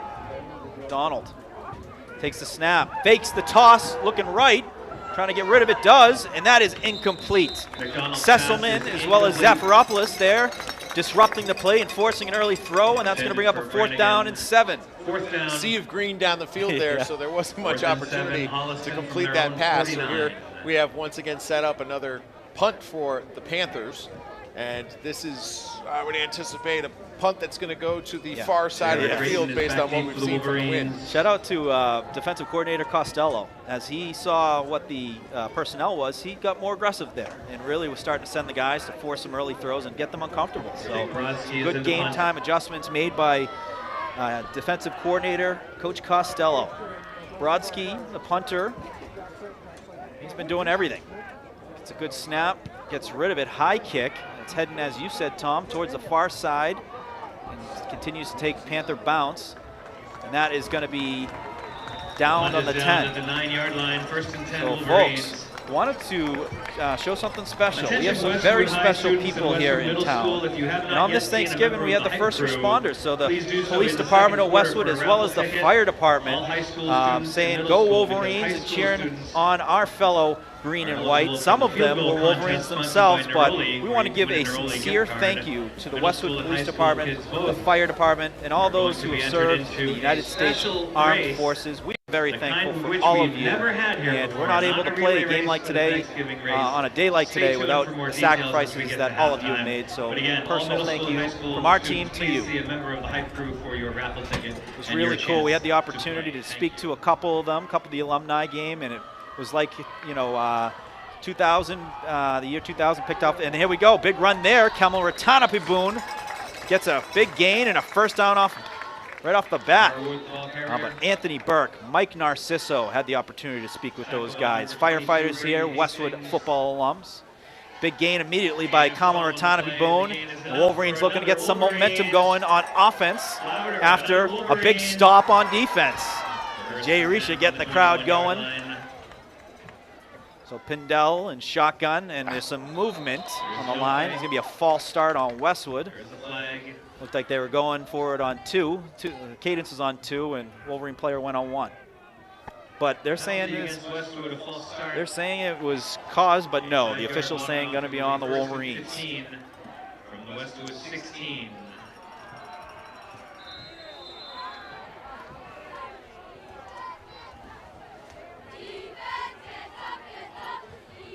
So first down and 15. Ball is spotted on the 16. And Wolverines have 4 wide receivers, 2 up top, 2 down low. Kamala Ratanapi-Boone set off to the left, happen out with pass defense, or excuse me, pass protection. And that is an incomplete pass. It's intended for on the near side for Teddy McGowan. So I'd like to see something here from the offense. I want to see quicker passes, shorter passes. We got to get Ty Get the in timing flow. going, yeah. You know, there's a lot of look downfield. It's a difficult day to throw the ball. I think you're going to see that. You're going to see Brad make some adjustments where you, instead of 10, 15-yard routes, you got yourself 5, 7-yard routes. Some of those seam routes where Keelan McDonald runs so well, middle of the field, Murphy O'Malley as well. Second down and 15. Pindell gets rid of it, finds Teddy McGowan on the near side, and a big gain there for the sophomore. And a flag after. That might be a big one. That might be a potential 15 to add to that, but we will see. Coach Pindell was looking to pick it up, but waiting to see who it's on. Holding on the Panthers, so I think it's going to stay where it's at. There was nothing at. There you go. So it advances. So it does advance. That doesn't. Yeah, he signaled hold, but it really should have been a personal foul that came after the play. Yeah. So that's going to move the ball even further up and be set on the Wolverine 42. From their own 42-yard line. You got to take advantage of opportunities like this. When something happens and the other team makes a mistake, you got to capitalize. Pindell looking up the far side, has a guy caught. J.R. Drayton making some moves and gain some extra yards. J.R. Drayton with a big reception. So there again, there's a 7-yard pass. And put it in the hands of your playmaker, have him make people miss, and have him give you those yards after catch. That's how we build the momentum, and that's exactly what we need to see here from this offense. J.R. Drayton reminds me of Dante Hall, the human joystick. He does a great job in space, tight quarters. He can make things happen. We saw it in West Bridgewater, turning wide receiver screens into touchdowns. Pindell on the snap, going to be handoff. Kamala Ratanapi-Boone has some momentum, and he's brought down after an 8-yard gain. You know, now I think Westwood has that momentum building up once Ty got that first complete pass. Now the momentum, that blood flow, it's getting in there. Getting that offensive confidence going. Each game you want to get in that rhythm, and they are starting to move that ball and feeling good about what they're trying to do out there. Handoff again. Kamala Ratanapi-Boone gets at least one. It's going to be close to the markers. But what a year for him. A kid who was out hurt all of last year. Also someone who was not a running back until this year. Looks pretty natural for him. Yeah, he's taking advantage of the opportunity for sure. This is interesting. 3rd and 1. Yeah. You don't want to take a sack. That's the worst thing that could happen, or any sort of hold. So if you're going to throw the ball, it should be something quick. And there's no running back, so Pindell's all by himself here. Typically, we'll see some QB sneaks here. We'll see what they go with. He's looking to pass. Does pass. Caught. Looks like incomplete. Are they going to say fumble? We'll wait to see. They're going to say fumble. Yeah, so that was a catch. He made a move. It was poked out and recovered on the sideline by Holliston. So Holliston recovers a fumble around the 28-yard line. It's Brodsky again. That's the 2nd time that he's had a big game so turnover. far. But yeah, it was hard to tell if it was enough time after the reception, if it was incomplete or a fumble, but a fumble on the field.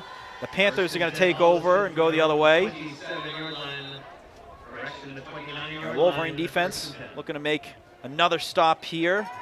They made some great adjustments after the Panthers running back Morrow was left the game. They got more aggressive on the defense.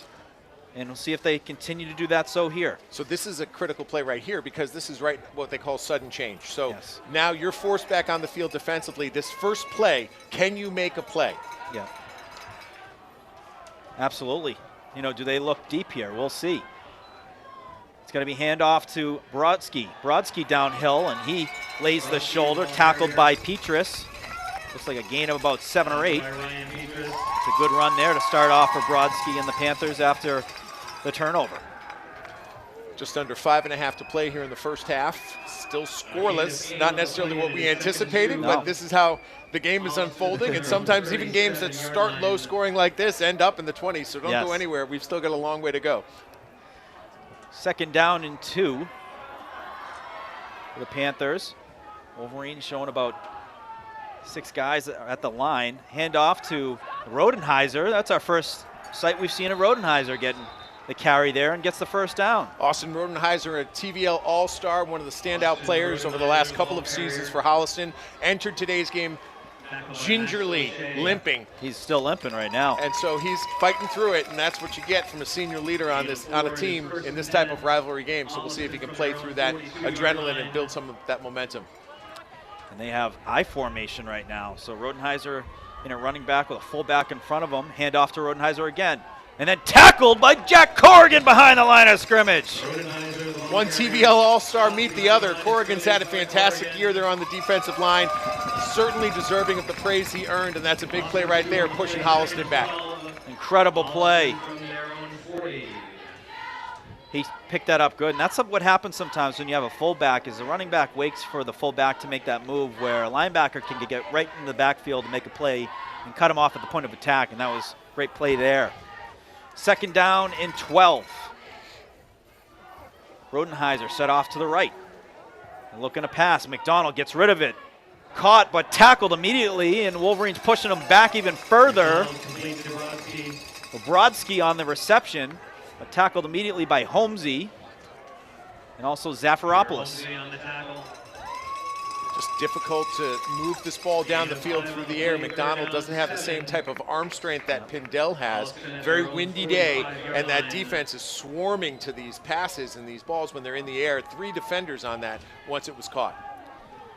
So Keelan McDonald checking in the game right now on the defense. Keep an eye on him. This is where he relishes. 3rd down and 8.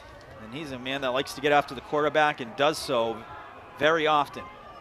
He's got Murphy O'Malley on the near side DN position. They're going to be bringing it on the snap. Got wide receiver in motion. Quarterback looking for the option. Tackled by Ryan McCabe for no gain. Another big play by Ryan McCabe. He played that beautifully. They showed the option. Quarterback kept it. He stayed close enough to get hands on the quarterback, makes a big play, and it's going to bring out the Holliston punt team. Somebody woke up ready to go today. He did. That guy's Ryan McCabe. Ryan McCabe. You need some unsung, unexpected heroes sometimes in games like this, and Ryan's delivered a couple of clutch plays. So, folks, I want to give a shout-out to the Maze Boys as well, as we do side-by-side here throughout the punt. So, the Maze Boys, big-time supporters of the program, and one of them is playing in the game, Will Sesselman. But a terrific partnership, sponsorship to help us do what we do. Shout-out to the Maze Boys and everything they've done. Great kids and great athletes. My final summer mow was handled by the Maze Boys. And I was very impressed with the technology. I think it was an electric lawnmower. Did they have the dual mowers going too? No, it was just CJ that day. Yeah. So he came with the electric lawnmower. I'm like, what is this? Did he have the shirt off, showing off the muscles? He likes to get the summer tan from the business of just being outside and enjoying the sun. So 2 minutes, 25 remaining here in the first half. Wolverines are going to take over the ball. on the 28-yard line, and they're going to get the 2-minute offense going, Tom. Like to see a little fast pace here, see if we can, capitalize on some of the positives that came from that previous possession. The ball was punched out, but don't forget before that there were 3 completed passes and some positive, some good movement. Energy. Findell looking to throw. Looking near side, gets rid of it. Underthrown and picked off by number 16 for the Panthers. Jake Staley's bringing it deep into Westwood territory and then brought down. A big play by Staley. He was tackled and knocked out of bounds by Gianni Martucci. So big tackle there to stop it from going in the end zone, because now you've got yourself 2 minutes and 13 on the clock. The defense has an opportunity to stop this Holliston team, and there was a lot of wide open field there for the defender, Staley, to run down the right sideline. Just a bit underthrown by Ty, and that again is what we're going to deal with on a day like today. Yeah, when the wind he's is thrown a factor. right into the teeth of that wind. Yeah. Sudden change. It's part of the game. So the Wolverines now looking to make some big plays here after the turnover, as the Panthers are on the 10-yard line, or the 11-yard line. First and 10, Holliston at the Westwood 11. McDonald in shotgun, hands it off to Brodsky. Brodsky's got some room on the left side, cuts it up, and then taken down. There is a flag. Brodsky had some room, and great job by the Wolverines to take away that space, force the cut up, but the flag, I think, is going to bring it back. Yep, coming back on a hold signaled by the official right there. So what would have been 2nd and 2 from probably the 4-yard line is now going to be outside the and where was 15 the hold? or 20. And the hold is at the line of scrimmage, so I believe it's at the line of scrimmage. Yeah, so 2nd and 20. Brings it back to the 21-yard line. So a big play. Wolverines looking to take advantage of that. Brodsky, an impressive runner for a big guy. He could move the feet out there. Always, the 2:06, the clock hasn't started, and I'm always wondering why not. Because it was a penalty on the offense. Receiver in motion for the Panthers. They're looking on a little dump pass. They do it to Brodsky. Brodsky catches it and then brought down. Good job by the Wolverines to pick him up and then make a tackle for a gain. It looks like a timeout called by the Panthers, which will stop the clock at 1:51. No timeout, so the clock is still going. Coach walked about 10 yards out on the field. A gain of 2 on the play. It is 2nd down and 18. So the clock continues to tick, 1:39 and counting. 2nd down and 18. Do they have a good kicker is a question I have. I think they do. So some options for them as they're deep in Westwood territory, looking to put some points on the board before the half. Still knotted up at 0. McDonald looking to throw a screen play.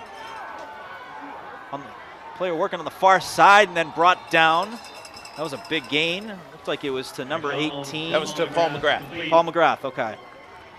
That was well-timed screenplay. Wolverines were bringing their defensive front and then able to get that over to McGrath, who was able to get downfield for a gain of 6. But that ball remained inbounds, so the clock continues to run. They have not called their timeouts yet. Still now 3rd down. They can get a 1st down without scoring a touchdown, but if they were to do that, they'd be inside the 1. So big 3rd down here.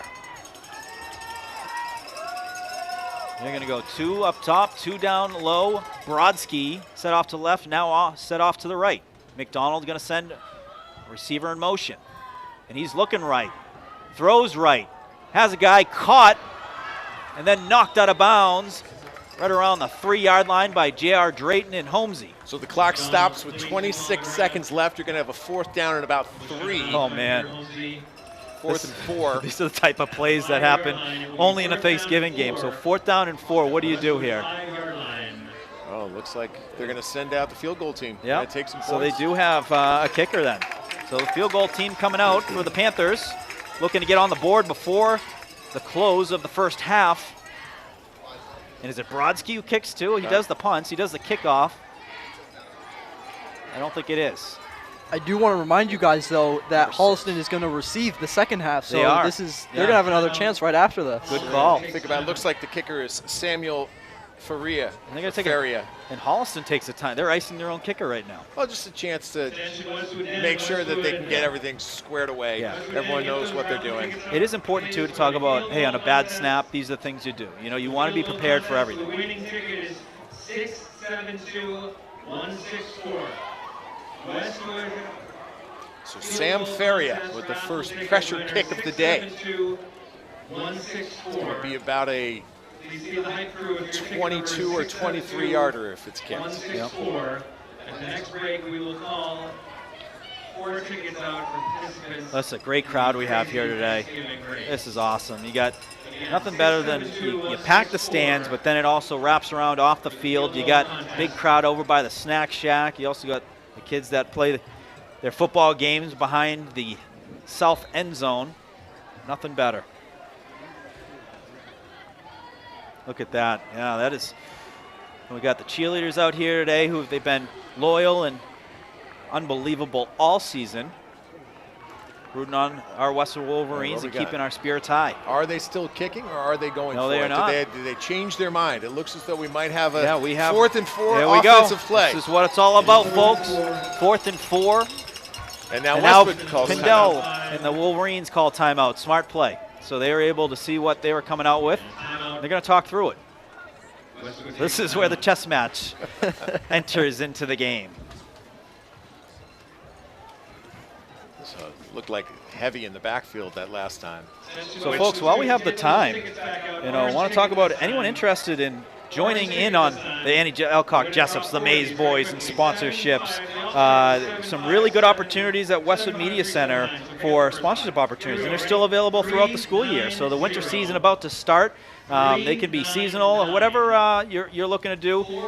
Talk to the folks at Westwood Media Center. They will talk about what makes for some good fits. But it's been very fruitful partnership with the fall season and some great memories that have been etched with some great businesses here in town, and looking forward to many, many more to come in the upcoming seasons. So any interest, reach out to Melinda at WestwoodMediaCenter.tv and Evan at WestwoodMediaCenter.tv. And here we go. 4th down.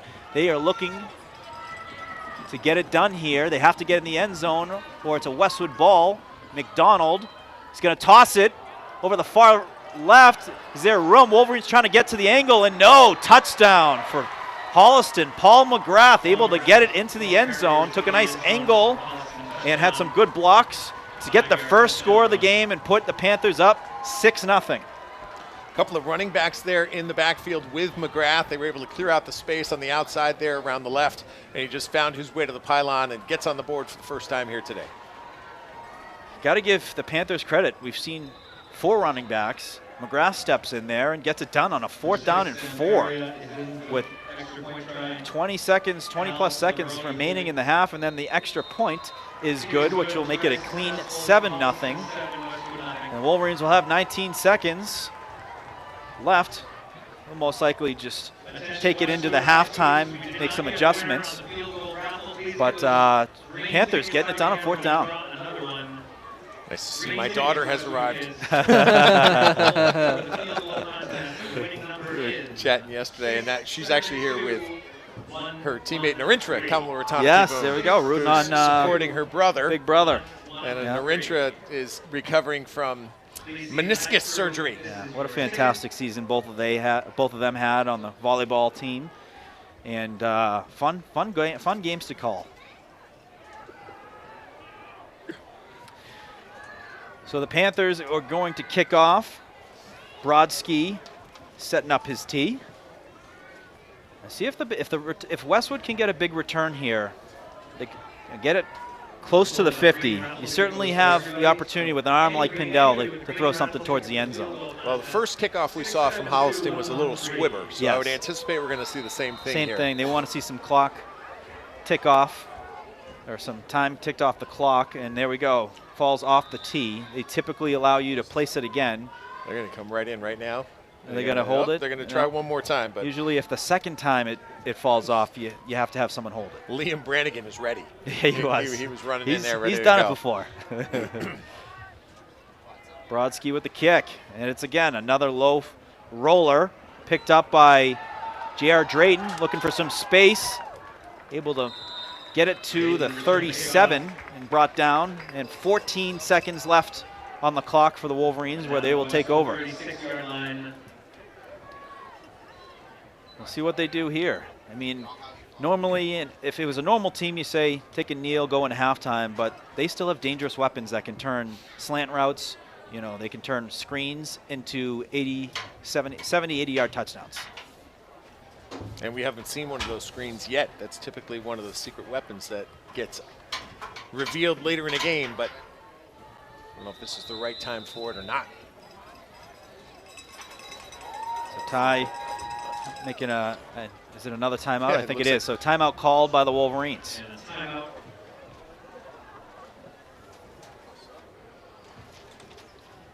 Orange raffle tickets, let's hope there's only been one claimed. So folks, while we wait too, I also want to make mention of Westwood Media Center's YouTube. So this game, as well as any game that Westwood Media Center has done, you can find it on the Westwood Media Center YouTube archive, as well as the Westwood Media Center, the Westwood Living Sports Show is archived on the Westwood Media Center YouTube page. So it's got not only just the sports, you can find the government, you can find concerts, you can find alumni vintage games that have been converted from VHS, now digitized. So it's an amazing one-stop shop to find, you know, anything and everything Westwood. But we are obviously passionate about the sport, so some terrific games, current games, past games, you can all find it there, including this game. You can watch it right after as well if you want to double dip. So Wolverines taking over, 14 seconds left here in the half. Ball in 36, Pindell in shotgun. Taking the snap and looking to throw. A good throw there up the far sideline. Keelan McDonald was in the area, but over his head, it looked like he might have been held up by a couple Panther players. But a good ball there. It was a good look. It's a judgment call for Brad here about what you do. You don't want to give yourself open field in the event that there is an interception, but we'll see how they play this one. You also know, you know, when you had 14 seconds, now 8 seconds. If looks there like is, they're going to sit on it. If there is an interception, really not much time for them to do it. But yeah, it looks like they're going to go with, you know, kneel it into the halftime, and they do. So that is going to enable the clock to tick its way to 0. And both teams will go into halftime. So after one half of football, the Panthers up 7-0 on the Wolverines. We're going to take a quick break, and we'll be right back in a few minutes.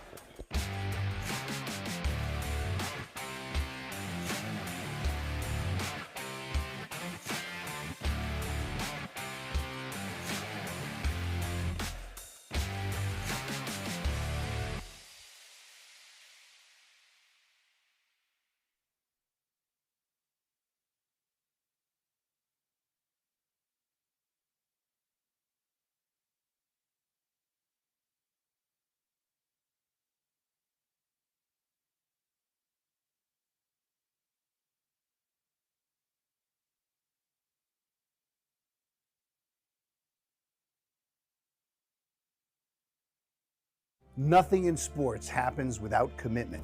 You have to commit to prepare. You have to commit to compete. And when the game is on the line, you have to commit to making a decision and trust your preparation. The same is true when it comes to orthodontics. When you commit to improving your smile, you're making a commitment to a better life. Your mouth is the front door to your health. And who doesn't love showing off a beautiful smile when you're celebrating with friends and teammates? Arch Orthodontics is committed to you and being part of creating an even better you. When you're ready to commit, you know who to call.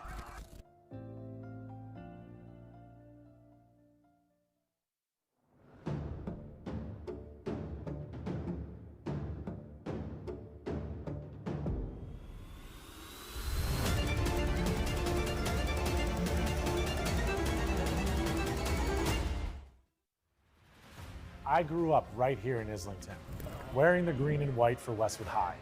And those years taught me that every role matters. The unsung heroes, they complete the team. And that's at the heart of Neroli. From the cooks, to the servers, to the dishwashers, we're a team, delivering authentic Italian dishes to our community. I'm proud to sponsor our hometown teams, every player grinding it out, because I've been there. Teamwork built me. It built Neroli, and it's building Islington.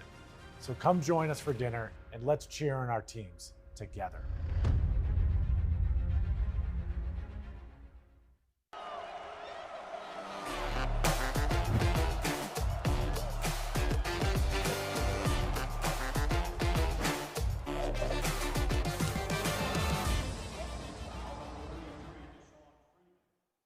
Westwood High School Sports brought to you by Arch Orthodontics, creating generations of beautiful smiles with expert orthodontic care.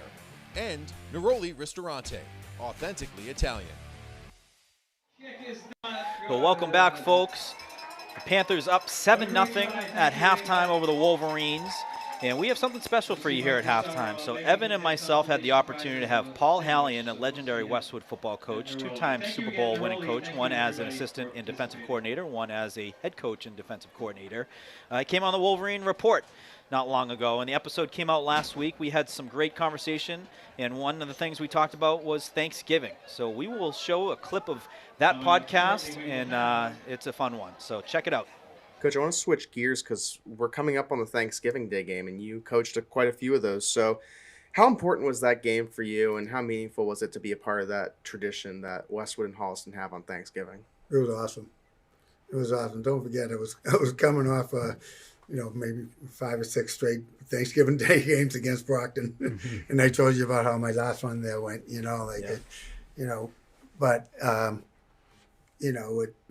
It's first off, it's great to end the season with a win. Whether you go on to a playoffs or anything like that, it's just nice to, you're saying goodbye to the seniors, and it's a great way to end it. So we had, I saw the other end, 8-2, 9-1, and losing the last day of Thanksgiving. And even if in those early days too, they did some type of point system, so you could win and still be.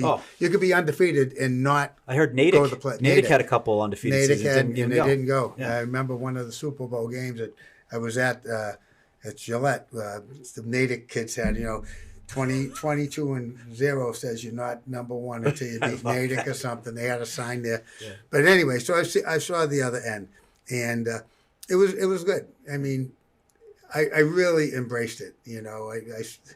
One thing about Westwood different from Waltham is it seemed more communal, maybe because it's a smaller community, so it seemed more communal.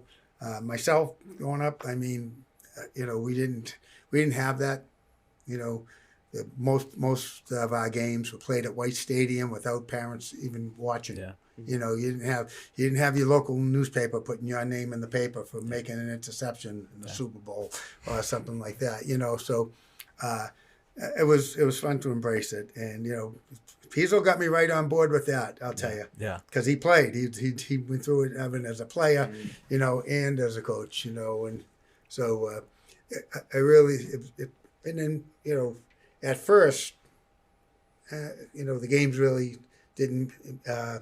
Weren't deciding the league, and I know many times before that the Holliston Westwood game were, but 6 years in a row, and in the 80s, in the 80s, and I, didn't get it, but I really embraced it. It was an aspect of my coaching career that I hadn't had prior. And 2003, 2004, they meant something. It was basically win and you're in. The second time we needed a little help, and I'm going to mention that. I want to talk about that phone call when we're on the field celebrating when you got the news that Medfield had lost. But 2003 and 2004 beat Holliston, win the TVL, and back then to go to the playoffs you had to win the league. So you win the league, you go on to the playoffs, and I believe there was every team that won would go on to play in a playoff game, and then the winners from that would play in the state championship. So, and you must have loved these games because they were low-scoring games, defensive battles, and the conditions. I remember muddy fields. Grass, turf in the helmet. You got to pick out and toss down. But let's talk about that first one. We had lost to Hopkinton. Hopkinton then ultimately lost to Medfield. So there was a 3-way tie there. Right. And ultimately the winner of, however it was stacked up for this game, it was win and go home on that game. And we went in there and got it done. And it was a surreal feeling because it had been a while since Westwood had won a TVL title, but also knowing. This was your junior year, right? Junior year, yeah. And knowing we're going to a playoff game. How fun did that feel, knowing we're playing some extra football, we just won a TVL title, and you know what? We're playing with house money. Well, with all my experience, and it was the same for me as it was for you. Yes, yeah, we were doing it together. Yeah, because I've never gone to the playoffs and stuff. Never been a big fan of the playoffs. With that, because there's been some great teams that don't make it. Yes. Like we said about Natick. And the people that took a losing team that's lost forever and they finished 6-4. That's a great season too. Yeah. But it was. So it was learning as I was going, Yeah. 50-50 raffle winning number 09. Welcome back. It is a very defensive battle-oriented first half we had here, Tom and Alex. And what are some of the adjustments you think the Wolverines talking through right now at halftime? Well, turnovers. Turnovers lose games, and obviously Westwood's turned the ball over 3 times. Jake Brodsky has an interception, and he also recovered a fumble. And then, of course, Jack Staley had the big interception, which he returned down to around the 11-yard line. That led to the game's only touchdown. So you have to eliminate the turnovers, make sure that you take care of the ball, and if you do that, you can turn this game around. Absolutely. So it looks like we have a 50-50 raffle winner. Congratulations. And agreed. The turnover, you can't give away possessions. And you can't allow Holliston to get comfortable. They started to get a little bit comfortable. And they've gotten comfortable in uncomfortable situations. They've had 4 running backs that have come in, and they've been able to just find a way to plug away to keep moving that ball. And then McGrath, filling in and getting the big touchdown on 4th down and 4. So both teams are going to start making their way out of the school. Westwood on the near side. And we had some fun activities at halftime. So they had a turkey trot run. Luca Castaldini looks like he hasn't missed a beat since his running days here at Westwood High School. Did it with the Letterman jacket on too, so in style, it looked looking fresh. And that was fun. We also saw a 40-yard field goal attempt from Ava Meredith, a recent commit to Springfield College, terrific lacrosse player. 40-yarder. 40-yarder. She wasn't messing around. There's a lot of money on the line if that goes through. So I like where her mind is at. Go all in or go all out. She was all in. And what I'd love to see here is, from an offensive perspective, and mind you, Holliston gets the ball first, so you got to trot your defense out on the field if you're Westwood and turn that ball over, if not on downs, with a turnover. But when you get the ball offensively, I'd like to see some up-tempo. I'd like to get Holliston on their heels and see if you can keep that thing moving with a fast pace. Yeah. And the Wolverines' offense is set up that way, where they're getting a lot of the play calls on the sideline from Coach Brad Pindell through, basically the different, language he's given with his hands and the colored gloves and all that stuff. So they did it a little bit in the first quarter, and I agree, Tom. I'd love to see that in the second half. Really throw them off. Get them tired. Get them chasing. And don't give them the opportunity to put in any new personnel as you're moving the ball down the field on them. So, as mentioned, Holliston's going to receive the ball here in the second half, which Wolverines got to make a stop immediately. Both teams kind of milking this clock a little bit. They're trying to buy themselves an extra minute or two of halftime rest. Holliston hasn't even made their way towards the field yet. No. Westwood just kind of came on the field. The clock has been frozen, ready to go for 12 minutes on the clock here in the third quarter. Which gives us some time, Tom, and want to give a shout out to the most popular show right now in the town of Westwood, the Westwood Living Sports Show. A lot of fun. Every month at Camella's, bring in Westwood sports guests, also bring in some legends. We had Jonas Gray on recently, and also Greg Camella. What a soft-spoken, big-hearted guy he was, and really a lot of fun. And we got a fun one coming up in December too. Yeah, it was nice to get a chance to chat with A.K. Joyce, who's the new head basketball coach of the girls team. Yeah. And we also had Ty and Brad on. We shared some of that in our pregame show today. That's always part of the process. We're going to spread the wealth, be equitable in terms of how we cover things, use some of our connections to get some of the bigger names to join us.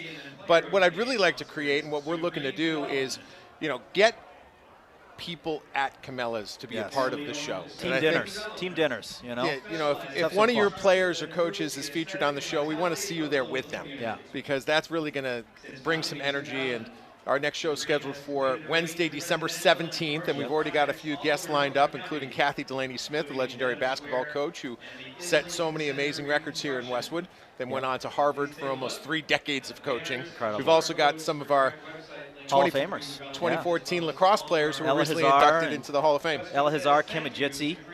And when you heard like the accolades that they had, like everyone's jaw was on the ground. Like, you kidding me? We're talking about All-Americans in college. We're talking about national championship winners. You know, Yeah. All-American in high school And you know, college. And college. Yeah. You know, pretty darn impressive. And we are almost ready. Wolverines going to tee the ball up. John Bertone, senior. He's committed to play baseball at Bentley University. And a great addition to the Wolverines. He kicks the 40-yard extra points. Beautiful. He kicks it, and it's almost, you know, ready to hop on Manhattan Street after an extra point. But a great athletic family, the Bertones. Sister Sophia, goaltender for Westwood girls soccer. And Bertone's going to kick it off near side, heading towards the sideline, though picked up immediately by Brodsky. My goodness, saying his name again. There are some people who are just magnets to the ball. He is and a magnet. As he tossed that to the ref and clipped Teddy McGowan. I don't know if you caught that, Oh, but he yeah. sort of said, "My bad, T.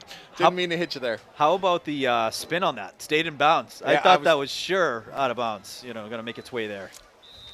So an opportunity here to turn over Holliston on downs and get your offense in good position. If you're the Panthers, I would imagine you're just going to attack Westwood with that very strong running game that we saw through the first half. Yeah. McDonald takes the play call. He's going to run it into the huddle. McDonald's kept his game simple. When he makes the pass plays, he's just looking for the open guy. You know, he's, you know, I think a younger guy in the Tri-Valley League. And he has been doing a good job so far in the last several weeks for the Panthers. So he's back in shotgun, hands it off to Brodsky. Brodsky, fullback, gets a gain of about 6 and brought down at the 49. Looked a little bit like Ashland right there. So Yeah. that confusing offense. Yeah. It's like an old school kind of trap where he's setting that H-back and then works his way into the line of scrimmage and in through the A gap. Yeah, physical runner. It's a gain of 6. Going to bring up 2nd down and 4.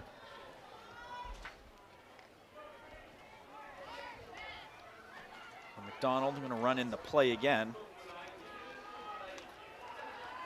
So, as we mentioned, Wolverines looking to get a big stop here. Get the ball back in their hands to even up the scoreboard. Panthers up 7-0 off a touchdown run with 20 seconds remaining in the first. And a big run here. That's number 10, Paul McGrath, the guy who had the touchdown run to put the Panthers on the board. So he's getting himself in the mix and having some good runs. Taking advantage of the opportunity. You know, Rodenheiser was only in there for that one drive. He's their stud running back. The other one who... Morrow, we haven't seen him Morrow, since. we haven't seen him come back since he was injured in the first half. So McGrath, given this opportunity, playing a position he doesn't typically play, taking advantage of it. McGrath, a junior for the Panthers. He stays out there. McDonald in shotgun. Brodsky in motion. And then we have some movement. Panthers are going to say it's on Westwood. I think Pete Mills was a little bit early. But was he drawn off? We'll see. And they're going to say no on the Wolverines. So that's a 5-yard penalty. We'll bring up 1st down and 5. Holliston go with the hard counts. No, if I'm the offensive coordinator, I take a shot right here. Take a shot, why not? 1st down, short yardage. But at the same time, if I'm Westwood, I say take a shot. I want my cornerbacks to be able to make a play and get a big interception.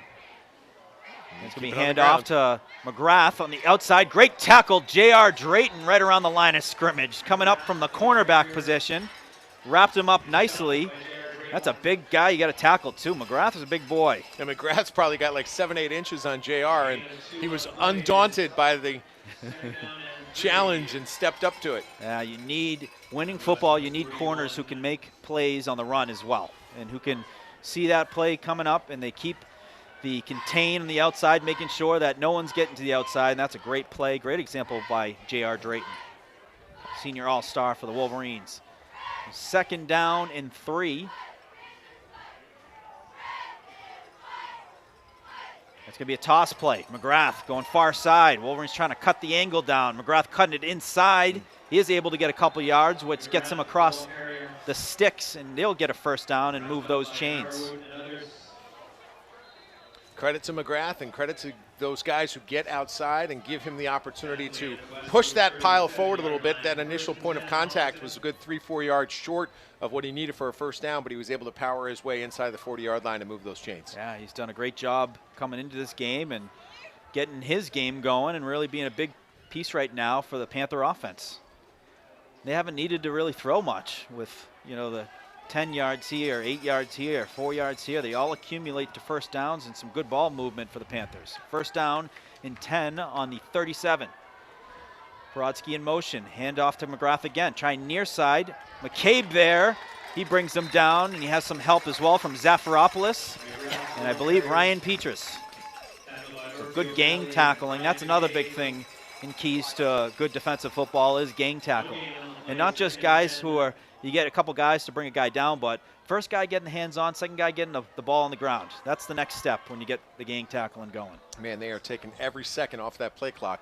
We're already pushing under 8 minutes to go here in the 3rd quarter. And we got an update on the Ashland game as we talked about the ramifications of that game and Westwood with the TVL title. Ashland up 41 at halftime, so they we can call them the TVL large winners this year. This is the game for 2nd place now. Yes. McDonald hands off to McGrath again. McGrath with a big gain there. He had a big hole he was able to get through and gets a big gain. And credit to Ashland. I mean, they lost by a point to North Reading in their playoff game. Yeah. And it was really a fantastic season by the Clockers. And they've got such an explosive running back in Azawamba. And he was named the MVP of the league, very deservedly so. And that team really earned the championship this year. So congratulations to Ashland, sure did. the TVL large champs. And also, right down the street, Medfield put together a great year in the TVL small, undefeated through the regular season. So 3rd down and 4 for the Panthers. Ball on the 31. Brodsky in motion, working across. Hand off to McGrath. McGrath trying to get outside, cuts it in, and has some yards and adding to it. And he is brought down after a big gain right around the 10. That's a big play by McGrath. My goodness.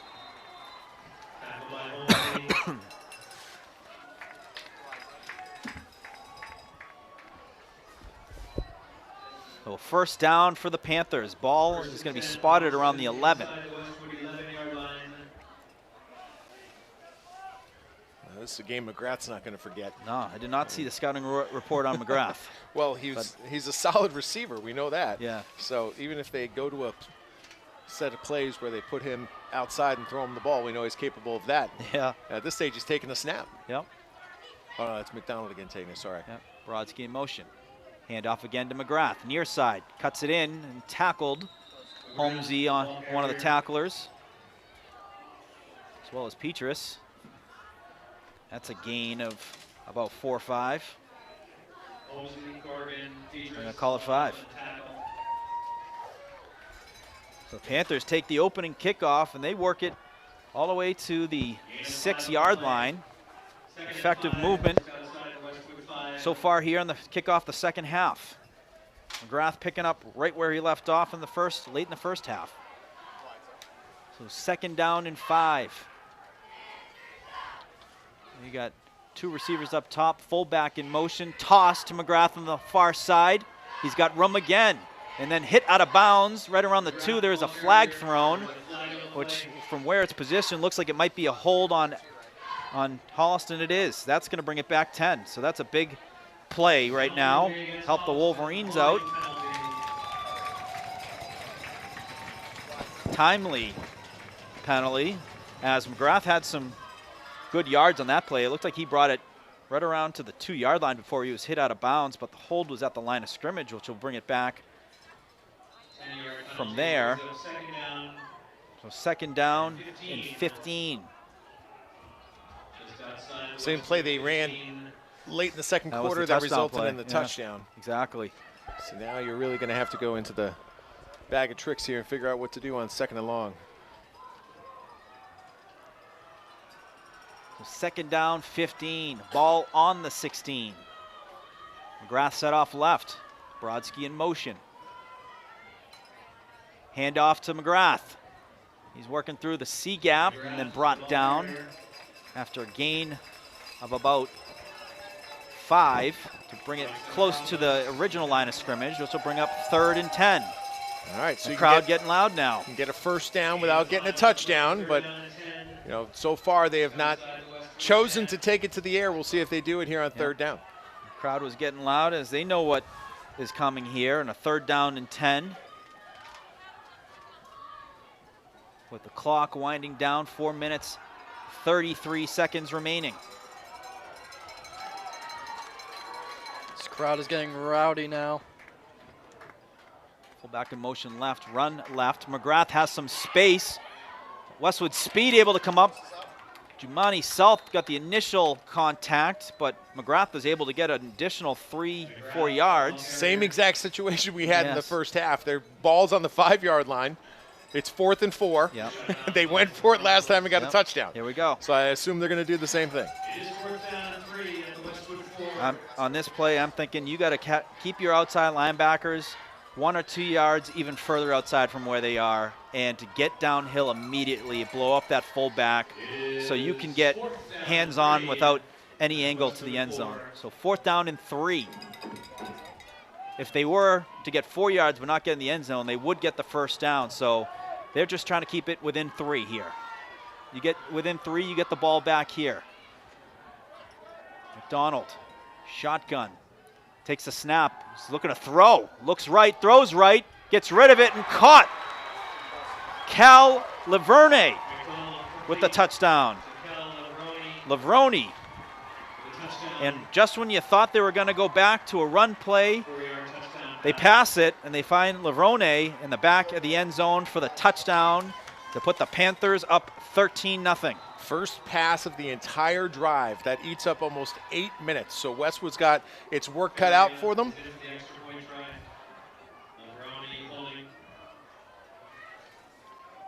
Blocked. Oh, great block there. All right, remember that.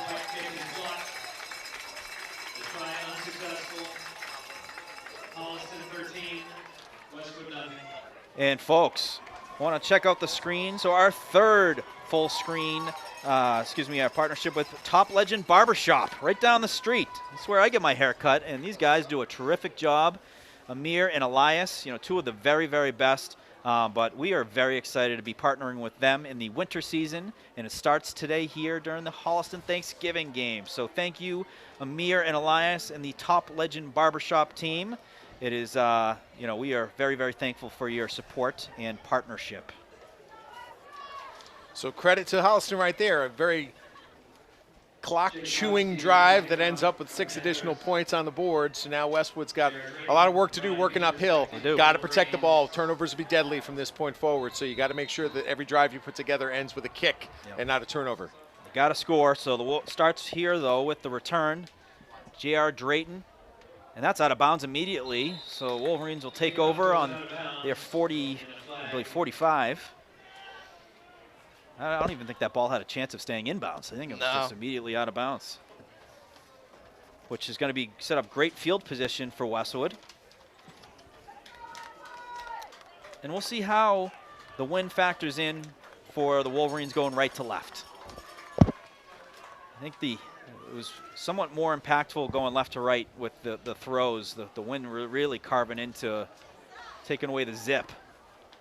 You just got to keep your confidence. The team can obviously move the ball. Westwood has scored so many points. I mean, over the last 2 games, they put up 82 points on the scoreboard. So the offense is capable of moving and getting into a rhythm and breaking out big plays. This game is far from over, but these guys have to put together some momentum plays. Wolverines take over on 40. So the 40 is the spot when it goes out of bounds. Hands off to Kamala Ratanapi Boone. He runs for some hard yards, about 4 yards. Nice run to kick off the offense for the Wolverines as they get their first possession here in the second half. And my goodness, Tom, you mentioned taking time off the clock. Wolverines took over the ball with basically 4 minutes. That was a big-time clock-chewing possession by the Panthers. So 2nd down and 5 for the Wolverines. Tough snap. Pendel able to corral it, but then hands it off to Kamaratanabe-Boone, who gets some yardage for a 1st down. Big play. It could have been near disaster, but Ty's able to corral that and hand it to Woot, and Woot's able to get the 1st down. Just getting that positive momentum going. It looks like we've got ourselves an injury here. And it looks like Kamaratanabe-Boone. Timeout, officials timeout, injury timeout. So we'll take a quick break, folks, and we'll be right back.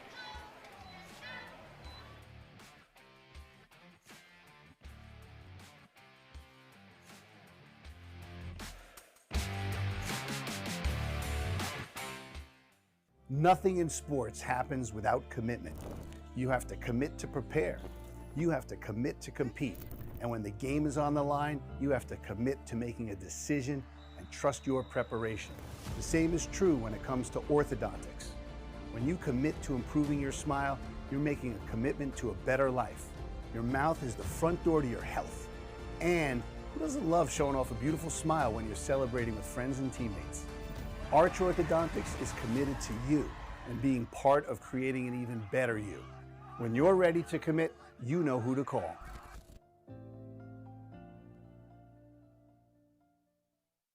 Good to see Narwood working his way off the sideline. He even got a little bit of a jog, too, so really good sight to see. Jack Button in the game for the Wolverines at running back. Very talented underclassman for the Wolverines. And there we go. Gets the handoff. And he's tackled right around the line of scrimmage.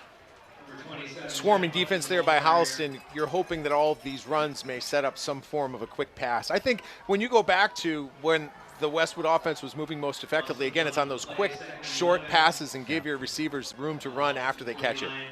Agreed.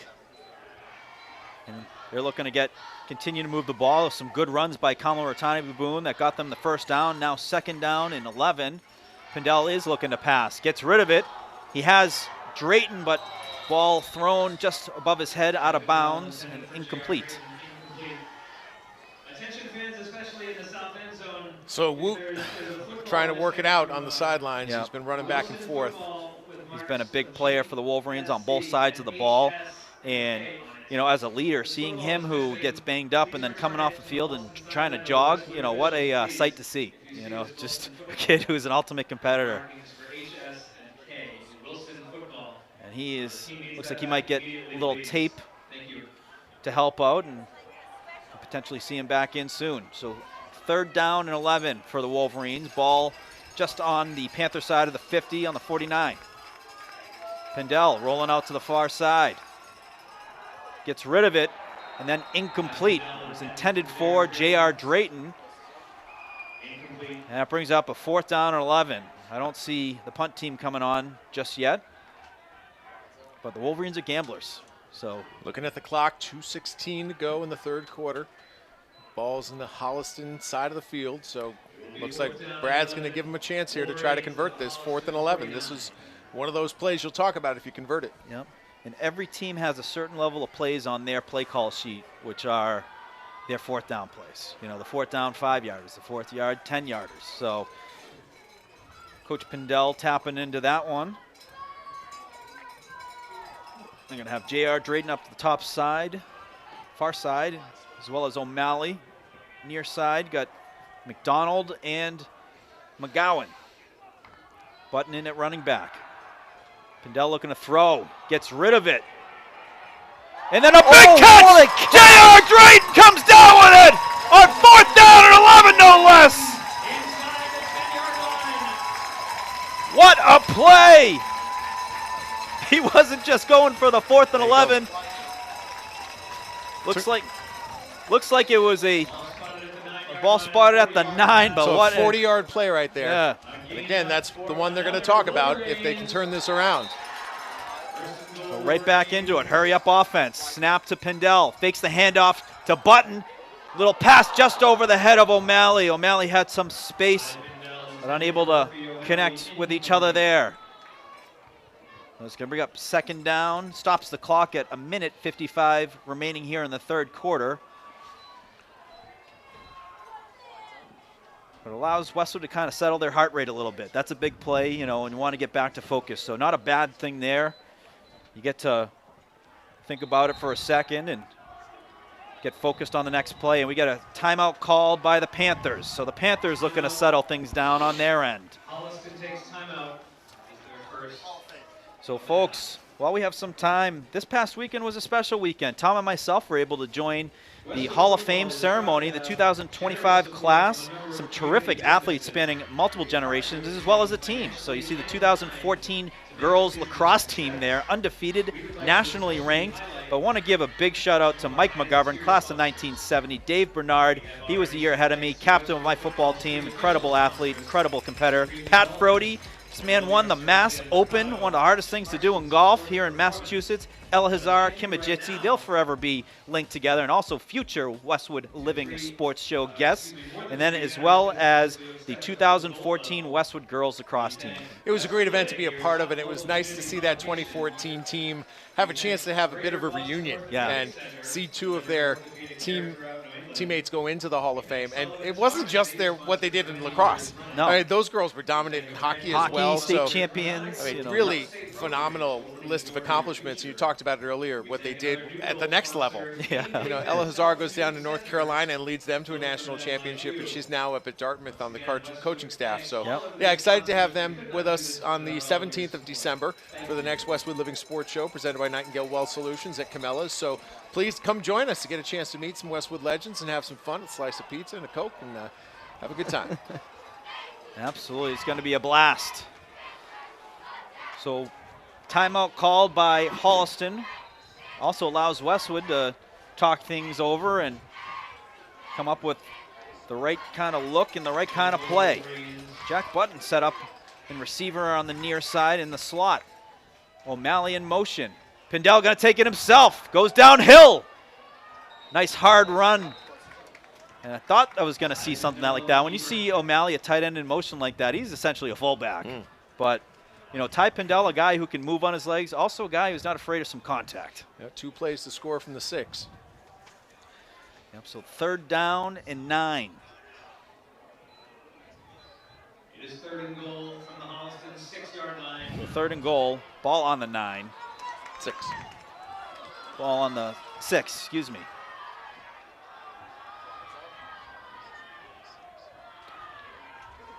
McDonald in shotgun. Pindell takes a snap, fakes the handoff. Look on the bootleg on the far side. Touchdown! Murphy O'Malley gets the Wolverines on the board on a nice little boot pass. Fake handoff to Button. Turns the other way and finds fellow senior captain Murphy O'Malley for the score. And that's a record setter. With that, Ty Pindell becomes the single-season touchdown pass leader, his 33rd touchdown pass of the season. Congratulations to Ty. Still some work to be done here today, but very impressive nonetheless. Incredible. Congratulations to Ty Pindell. What an incredible accomplishment. 33 touchdowns in 1 year. And to stand alone as the guy right now with the most touchdown passes in a single season, just an incredible accomplishment. And you don't see him celebrating. He's dialed in on the game. Love to see that. So he's out there holding right now for the extra point. And keep in mind that Holliston missed on their second attempt. So it's something you always remember later in a game. So Bertone with a big kick here.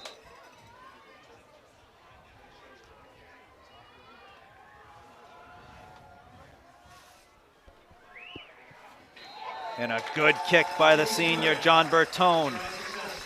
Automatic. So interesting. You have the guy who caught the touchdown pass snapping on the extra point, the guy who threw the touchdown pass holding on the extra point attempt, and John Bertone, who's been so critical throughout the season, converting on that extra point attempt to get Westwood within 6. Yep, incredible. They needed that. They needed that. They cut into the lead now. Now you put some pressure on the Panthers. You get them kind of a little bit uncomfortable for the first time here in the second half. There was at times that they made it uncomfortable in the first half, but scores are always indicative of making a team have to make some tough decisions. And are they comfortable with how they're going to make those adjustments? Well, the big decision there in a play that you'll point to in circle is the 4th and 11 from the 49-yard line. Gosh. And not just we're going to get somebody in space on the screen. That is we're going to go deep. We're and going then 30, 40. Get the ball in the hands of J.R. Drayton, who made a great play on the far sideline. up. Hauling it in, getting himself some space to muscle down inside the 10-yard line. So that's one that you circle. What a play. I mean, it was a ball he had to go up and get, which what incredible athleticism and ups by J.R. Drayton. Kickoff now for the Wolverines. Johnny Bertone. And it goes off the Holliston player. Loose ball. And then recovered. But the Westwood get on it. They saying they are. No confirmation just yet from the officials. They're looking to see who has it at the bottom of the pile. And it looks like a Panthers have the possession. And they will take over. Or excuse me, they will have their possession start right around the 34-yard line. So Westwood putting a little scare in them on the old Bertone Pooch sideline kick, which they've had about 3 or 4 fumble recoveries from those this year. Yeah, we've seen it over the years. Remember Teddy McGowan got one of those last year, and then Charlie Jessup recovered a couple of them against Norwood this year. Span of like 2 minutes.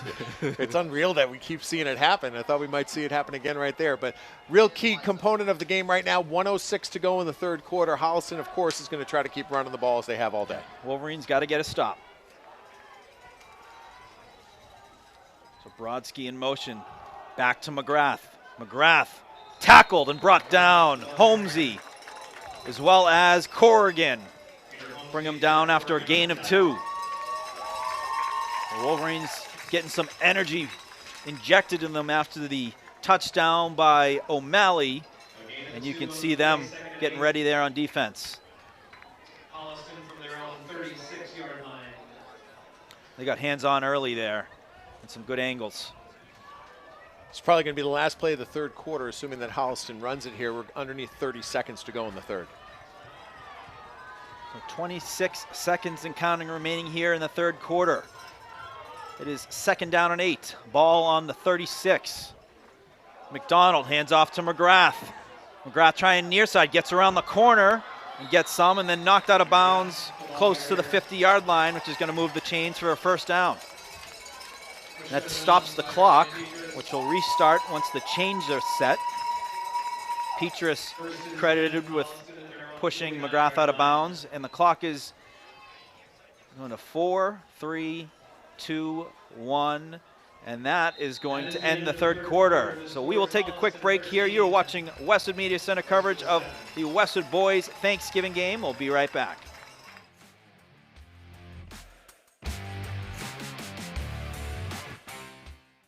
Nothing in sports happens without commitment. You have to commit to prepare. You have to commit to compete. And when the game is on the line, you have to commit to making a decision and trust your preparation. The same is true when it comes to orthodontics. When you commit to improving your smile, you're making a commitment to a better life. Your mouth is the front door to your health. And who doesn't love showing off a beautiful smile when you're celebrating with friends and teammates? Arch Orthodontics is committed to you and being part of creating an even better you. When you're ready to commit, you know who to call.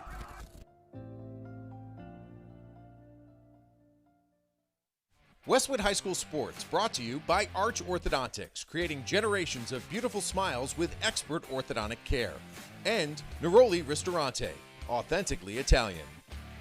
On November 15th, the Westwood Cub Scout troops held their annual Scouting for Food drive to benefit the Westwood Food Pantry at Thurston Middle School. Scouts also went around, picked up non-perishable food items in Westwood. More information on the Westwood Food Pantry's mission at westwoodfoodpantry.org.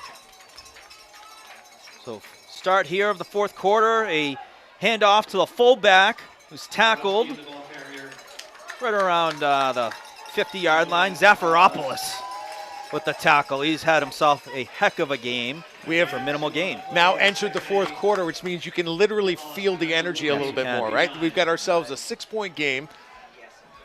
The Rivalry facing off on the W at midfield, and the crowd coming to life a little bit. Yes, a lot of energy, also some angst as well. As we are 11 minutes, 25 remaining here in the game. Minimal gain on that last play. Nice play by Zafiropoulos. Tackle Brodsky and going sweep on the near side. McGrath trying to get to the outside. He does. He's been finding the outside on several of his big runs and able to get the first down and move the chains again. You know, Kamal Ratanapiboon is out there. He's fighting through it, but he's certainly hampered. Yeah, he's doing everything his body can physically do. Really symbolic of what this game means to these players. He just doesn't want to miss it down. Yep. So the first down moves the chains, puts the ball on the 35. And some good movement by the Panthers.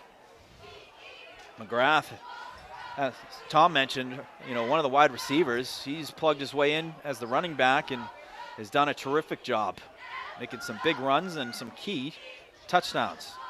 Hand off to McGrath up the middle. That's a gain of about 5. Brought down by a host of Wolverines. Looks like Thomas Minerva and Murphy O'Malley. Or Corrigan. They're going to give him 3 on that. Real credit to the Holliston offensive line, too. We should take a moment to credit those guys for the job that they have done. Yes. Opening up some lanes here for the running game, which has been effective throughout the afternoon, or throughout the morning. Done a terrific job. So 2nd down and 7, ball on the 32.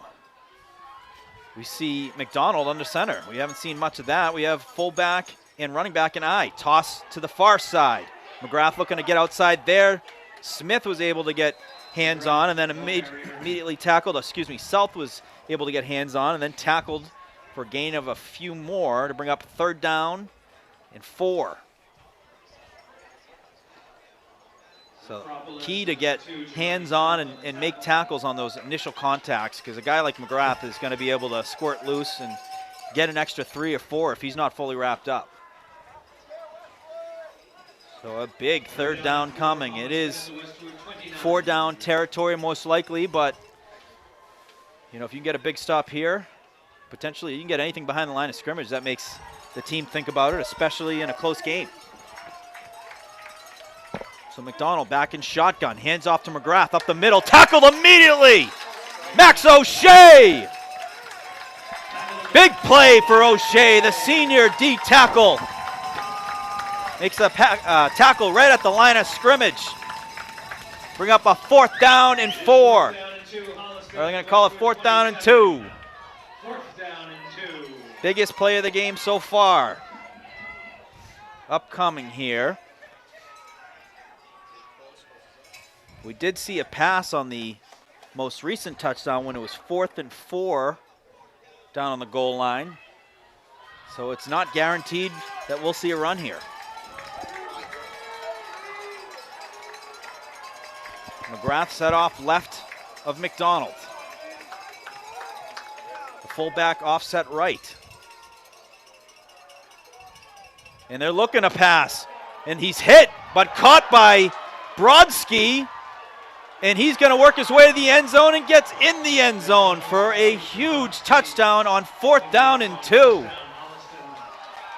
And the Wolverines got a 27-yard touchdown play in connection between McDonald and Brodsky. The Wolverines were able to get a hit on McDonald, who got the ball out of his hands. Brodsky makes a great catch and able to get that to the end zone for a big touchdown to put the Panthers up 19 with a extra point incoming. Looks like they're going to go for 2 here, as you might expect, to try to make up for the point after that they missed the last time. But that was a great job of just run setting up pass. And Brodsky, who's been so involved in blocking and clearing space throughout these last couple of drives, got himself in the clear and then fought his way the last 10 yards to the end zone after that initial contact.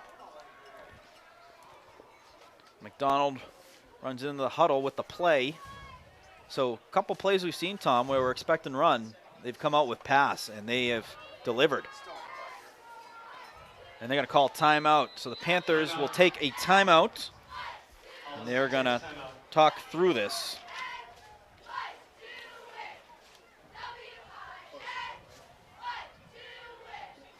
So after the conclusion of the game, you can watch the game. You know, for everyone who's watching on Verizon and Comcast, the games can be follow it on YouTube. So as we mentioned, the archive on the Westwood Media Center YouTube page, you can catch that immediately following this game. And it will be there, right after. So it's something I've done in the past. I've watched it immediately at home, put it right on the big screen. So that will be available immediately following the game. And also, while we have time, too, want to give a shout-out to the Wolverine Report is back. So as we mentioned, we had Paul Hallian, the former head coach of the Wolverines, on for a recent episode. Talk a little bit about some of the glory days as well as what Thanksgiving meant to him. That is up on YouTube as well, so check it out, and it's a fun one. And I also got to give a shout out to the Wreaths of America, what they're doing, the Westwood Youth Hockey with that program. Really, really cool, exceptional cause. And for more information on that, you can check it out on social media, Westwood Youth Hockey's social media Instagram account, or on Westwood Youth Hockey's website. So the Panthers going for 2 here. Going to send McGrath in motion. He was set up as a wide receiver, and they're looking to pass. McDonald looking to the corner of the end zone, and that is incomplete. All right, your thoughts on going for 2 there. What would you have done if you were the coach? I kick it because not even the kicks are guaranteed. I'd kick it because that gives you the 13-point lead. Now that introduces the at least opportunity for Westwood if they do score. If they miss the extra point, it's not killer. Yeah. It's not a huge detriment. But There's obviously they were looking to. But they got to go out. They got to get a score here. There's no question about that, and they're going to need a stop as well. So, the Panthers getting it done. You got to give them credit. They're banged up. The guys they're throwing in there are getting it done and making some big plays. None bigger than that last one by Brodsky on the connection from McDonald, 37 yards. And Brodsky, speaking of him, is going to be the one kicking it off here. And Jay Risha getting the fans fired up right now. DJ Jay. He's playing the music right off his phone. Love to see. He's got the microphone right up against the phone. Love to see it. Old school DJ style in the PA booth. See what kind of return you can get here. They've been squibbing the ball throughout the day. There's a more formalized kick and takes a big bounce. Does go out of bounds. Take it to the 40. Move it up to the 40. So.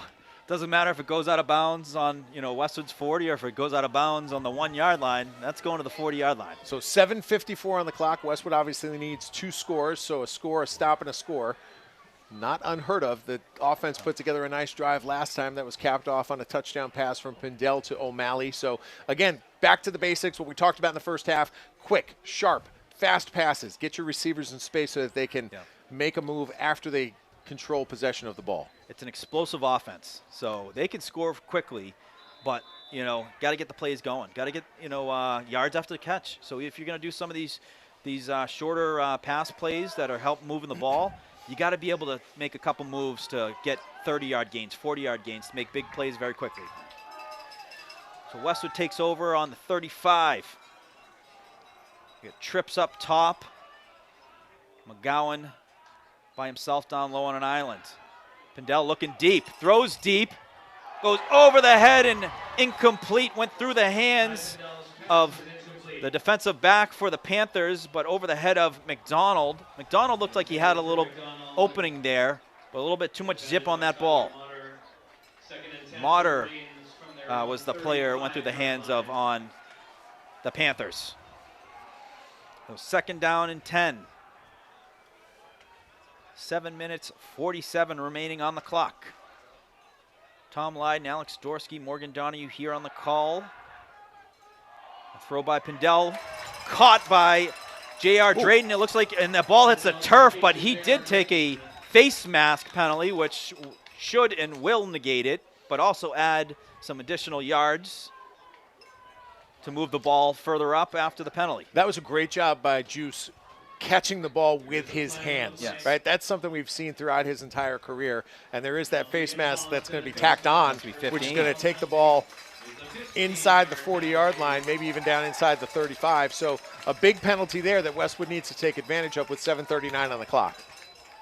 Big play. And that's what we said, moving the ball quickly. Ball spotted at the Holliston 37. The ball on Holliston's 37, which was on the Wolverines' 35. So a quick flip of the field just on one play. Pindell takes the snap. Looking up on the far side, gets rid of it, has McDonald. McDonald makes the catch and gets downhill. for some extra yardage. And there you go. Just let's go. Yep. And then bunch of those. Boom, boom, boom. 5 yards, 6 yards, 7 yards. Just move it, move it, move it. And they are looking to get the hurry-up offense going, get the Panthers to chase a little bit and also make no substitutions. So 2nd down and 3. Pindell passing again, gets rid of it to Murphy O'Malley, and that's a 1st down, and we'll move the chains. So in a matter of basically 40 seconds, Wolverines able to move the ball about 60 yards and now be on the 30-yard line for the Panthers. No, inside the 30, excuse me. Pindell has time, throwing it deep. Is that caught? No! Incomplete. It was caught by O'Malley, but incomplete called by the official. You need to have 1 foot in for it to be complete, and he must have had his foot on the line. NFL, you need to have 2. High school and college, just 1 foot. But that was a beautiful throw. I mean, that was thrown to him and could only be caught by O'Malley there. But I like where their head's at. Going to bring up 2nd down and 10. Clock stopped at 6 minutes and 41. They're going to go back to trips up top. Teddy McGowan down low. Narawut set off to the right. Narawut, the perfect guy to help in pass protection on some chips with his physical play, and he's looking to do it here. Quick pass up top over to Juice. Juice makes a couple moves. Ball pops loose, hits the turf, and goes out of bounds. Woo! Deep breath right there. You got to secure the ball. It goes out of bounds, I think, for a gain of around 8, which should bring up 3rd down and 2.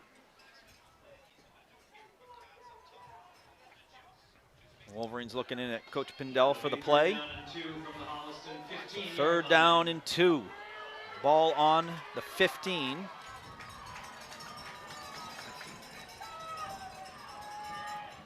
Wolverines got 2 up top, 2 down low, 2 up top, 3 down low. Yeah, timeout on Westwood. Yeah, there was a little uncertainty down here on this side with Keelan McDonald. He was looking back to the sidelines. I don't think the coaching staff was comfortable moving forward with that play as it was called. If everybody doesn't know what's going on, it's too late in the game to be playing what-ifs. You know what? You don't get those timeouts back if you don't use them. So a good timeout call by the Wolverines. They'll talk through it. And Jay will get the tunes going again. It helps move the ball 70 yards upfield. And these tunes are looking to get the Wolverines to move it an additional 15 yards into the end zone.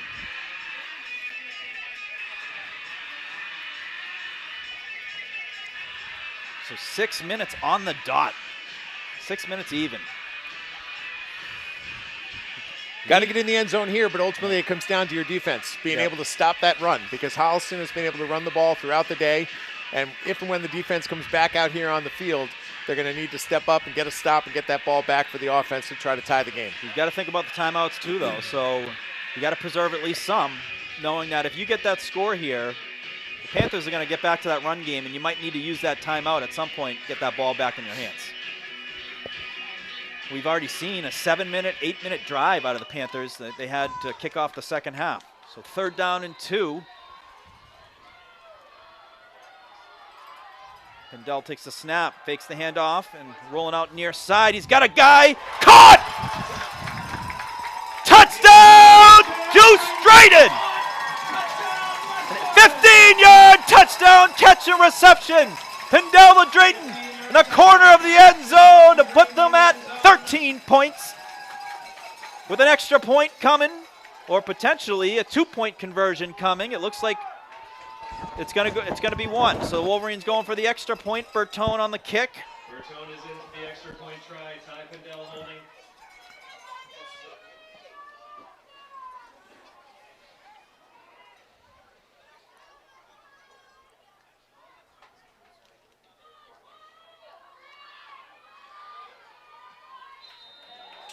And the kick is good. Another Bertone boot gets the Wolverines to 14 points in 5 from tying the Panthers, who are at 19. All right, let's talk about the touchdown. As soon as I saw Ty moving to the right, I immediately looked at the end zone to see who he might be looking for. He had O'Malley coming across the middle of the field, and then he had Juice going deep to the corner. And given the great possession receiver that Juice has been throughout the day, he chose to throw it to JR. JR once again caught the ball with his hands, got at least 1 foot in. I don't know if he got 2 feet in. We could have to check the replay. But he got at least 1 foot in, and that's, as you said, all you need. So touchdown pass number 34 for Ty Pindell in the season. He just extends that record. And more importantly, we're within 1 touchdown here, but the defense needs to stop. Need to stop.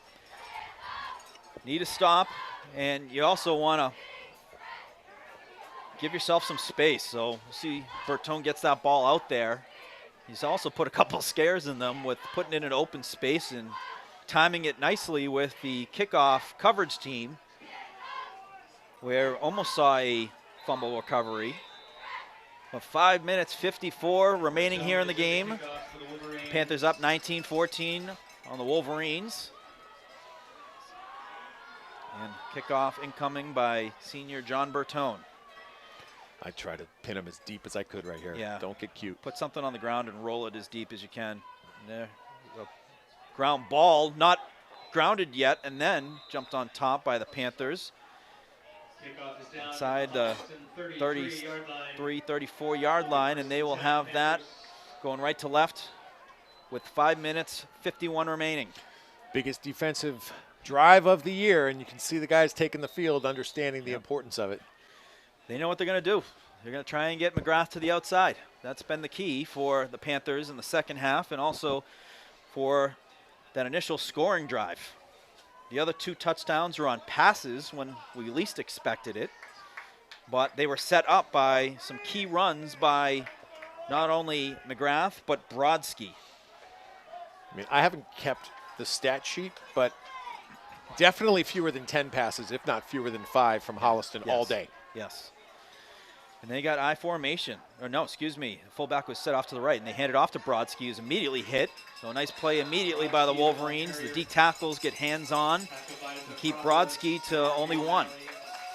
Pete Mills in on that one. Murphy O'Malley, of course.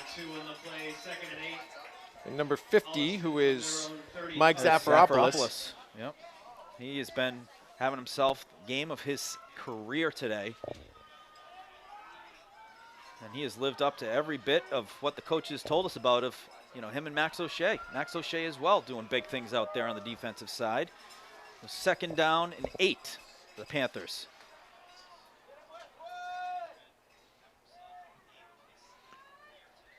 Donald in shotgun. He's going to toss it far side to McGrath. McGrath trying to get to the outside. Wolverines do a great adjustment there and tackle him right around the line of scrimmage. So 2 things come into play here on this 3rd down. 1, if Holliston chooses to throw the ball, if it's an incomplete pass, it stops the clock. Yeah. But number 2, it puts them in a position to do something that they haven't been doing a lot of all day, and I'd bring the pressure if I was Westwood in that circumstance. I also would not be surprised if they did choose to run this ball right here. Yeah. And then even if they punt the ball, it gives Westwood the ball back probably deep in their own territory with something about like 3.5 on the clock. The wind in their back, too, so you got to consider that as a factor as well. So here's something I've been seeing, though. Westwood, over time, has been predicting these runs. They've seen Holliston just move the ball running and running. They haven't seen much passing out of Holliston. Yeah, that's why they've been so key. Their passing has been timely. So 3rd down and 9, a critical play here. Going to be handed off to McGrath. McGrath looking up the middle and hit immediately. About 5 Wolverines on the tackle. McDonald, as well as O'Shea. And Brad's going to take his timeout right here to preserve some time on the clock. So Westwood, great defensive play, going to set up the punt by Holliston. Huge. And that saves them by calling. They called the timeout. The clock's running still. They will preserve some time on the clock, and it would save them at least 45 seconds. So that's a key call right there. But now they're only down to 1 timeout remaining, I believe. Key stop. So the Panthers go with the run to keep the clock going. But the other thing, I don't think they considered is Pindell could call that immediate timeout, which he did, and lose his timeouts. Even if that's his 3rd timeout, it doesn't matter. You're getting the ball back, and it's you and only you that can make that thing happen now of tying it up, not tying it up, but taking the lead. So some chess play going on by both coaches, and we're going to see the punt team come out. Wolverine's going to certainly give their best efforts at trying to get hands-on. Nobody back. Nobody back, so they are in punt block right now. Got to be careful, though, too, where it's not running into the kicker. And Brodsky kicks it. It's a high one heading towards the far sideline and takes a Westwood bounce. Going to work its way just outside the 40. So on the 39-yard line, the Wolverines will take it with 3 minutes, 37 seconds remaining. And Tom, if I were to tell you, and Alex, if I were to tell you guys early this week, the Wolverines are going to get the ball back, 3 minutes, 37 seconds remaining in the game, down 5, the opportunity to go down the field and score and win a game, this is what legends are made of. Would you have said, I will take that type of opportunity any day for a memorable game? Oh, yes, I would 100% take that. What about you, Tom? This is what the scripts are. This is how you write them. These are how the memories are born. So I'm sure that there's a set of plays that these guys have practiced throughout the week where they know in a late game situation there's a series that they're going to go to, try to get themselves in a flow, remain very vigilant in their ball protection, and be quick and don't make any silly mistakes. And here we go. So Wolverines set up an offense. 3 minutes, 37 remaining. Pindell's throwing near side. Caught by Keelan McDonald. A gain of about 4. Will be spotted around the 48. Here's what you don't want to do, though. You don't want to leave too much time on the clock because that gives Holliston a chance to make a quick play. Exactly, and they have some timeouts to use if needed as well. Pindell's got some room, and he's going to take it. He's going to work it to the near sideline. Gets out of bounds for the first down at the 50-yard line. You know, we talked with Ty and Brad on Monday, and they talked about how much film they watch together, and that is just an intelligent play, being aware of the fact that when you get outside, your first goal is to make the first down. Your second goal is to get out of bounds and stop the clock. You want to move that ball. You want to take time off the clock, but not too much. There's a science to it, which is very hard to explain, but something that is practiced week after week after week with these guys. So 3 minutes, 9 seconds. The clock is stopped, and we'll start on the whistle. Pindell in shotgun. Hands it off to Narwoot, who's brought down right around the line of scrimmage. It's a good play by Panther defender, able to get in the backfield and tackle him immediately to bring up a second down and 10. And the clock back to ticking away. 2 minutes, 52 and counting. They got O'Malley, Joe O'Malley, coaching also staff putting in the plays because you don't know who knows them by now, you know. Snap to Pindell. Holds it, working his way towards the near sideline, gets rid of it, looking for Drayton, out of bounds, caught out of bounds, and that is incomplete. There comes the flag. Flag comes in from an official that was up here closer to the line of scrimmage because JR was pushed out of bounds. Now remember, in high school football, that is not a spot foul. That's only a 15-yard foul. But still a big play. Good enough for a first down, gets you to the 35. That's a big play. So that is going to move it 15, which is going to move it 15 yards further into Holliston territory. And it stops the clock. So 2:29 to go, 35 yards away. Offense ready to go, though, here on the... Yep, ready on the whistle. They're moving the chains now. And official is setting it now, blows the whistle as the chains are set. Pindell's got 2 up top, 2 down low. Narwood off to the left. He's looking left. Gets rid of it. Has a guy. And incomplete. Went off the back of the defender for the Panthers. Looked like it went off the back of number 18, Braden Cutting. So bring up a second down and 10. Give credit to Juice Drayton. That kid's got a lot of energy, a lot of gas in that tank. He's running route after route after route, play after play after play. And I give him a chance here to regroup. Absolutely. Yeah, just a little bit of get a breather here. I don't think the Wolverines have any timeouts remaining. On scoreboard it says 3, but I don't think they have 1 remaining. Okay. Well, you want to use that when it's needed. But good opportunity, guys, to be able to walk back to get a breather in there. Pass, caught. Teddy McGowan near side, gets loose. Working his way down the sideline, still moving. And a big gain by the sophomore. He's fired up.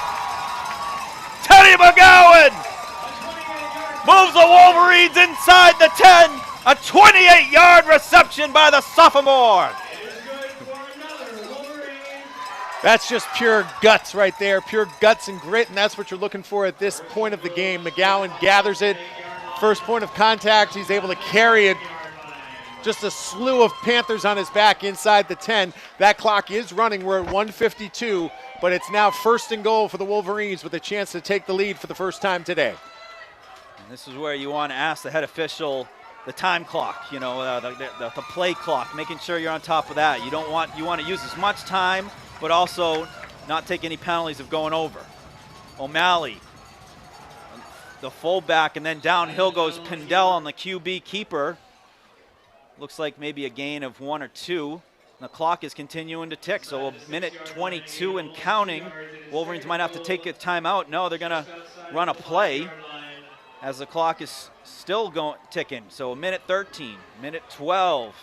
They're going to jump right into the play. 2nd down and 7, ball on the 7. Ty is literally just telling Juice where he wants him to go. Yep. So here we go. Ty Pindell takes a snap, looking, throwing. Incomplete. He was looking for Teddy McGowan on the near side, and incomplete. And the clock stops at 57 seconds. So bring up a 3rd down and goal. And this is where coach is looking on his play sheet on what are my go-tos. These are the last couple plays of your season, and there's some special plays that every coach has that they're waiting for opportunities like this.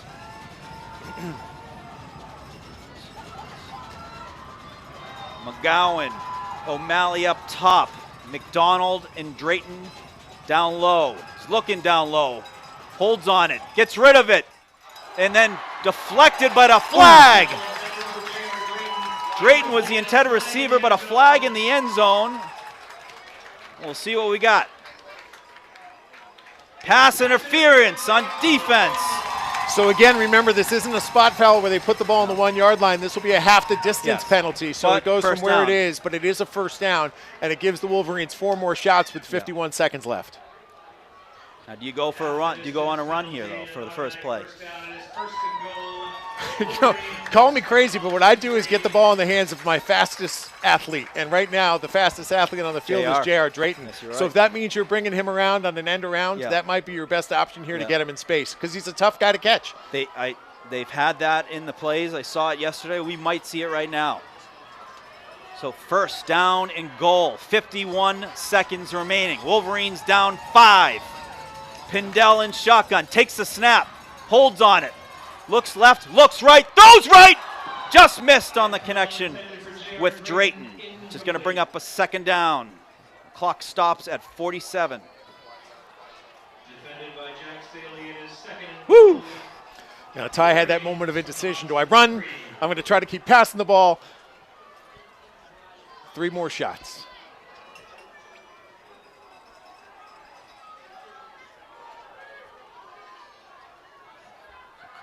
Coach Pindell talking to the I think he's verifying how many timeouts he has. Yep.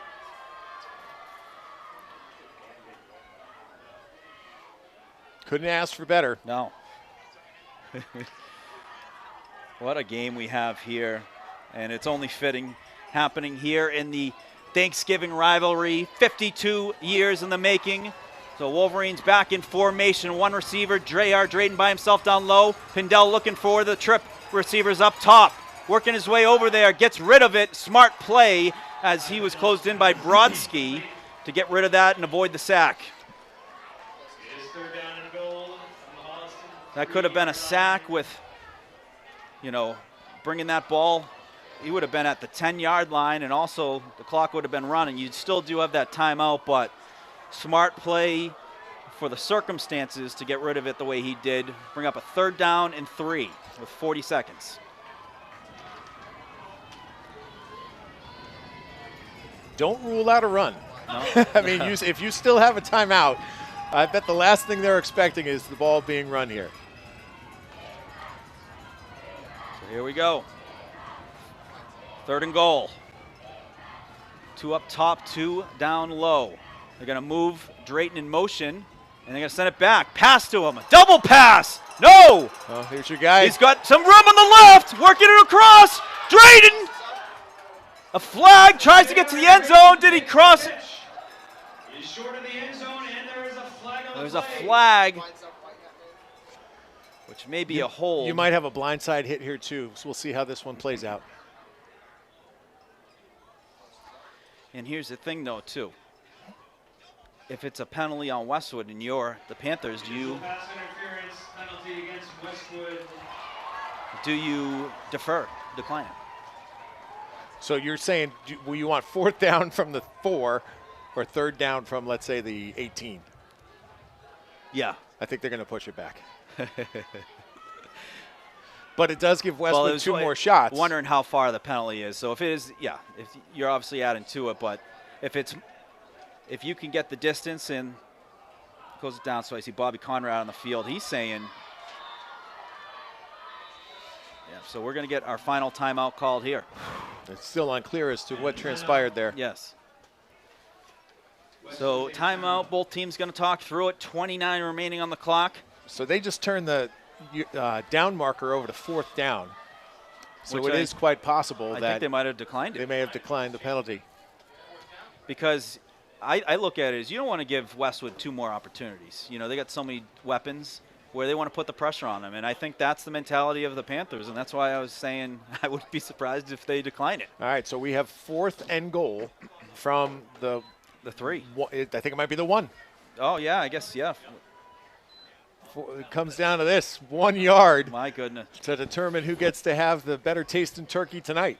You know, I wouldn't be surprised if there was a little Eagles tush push here.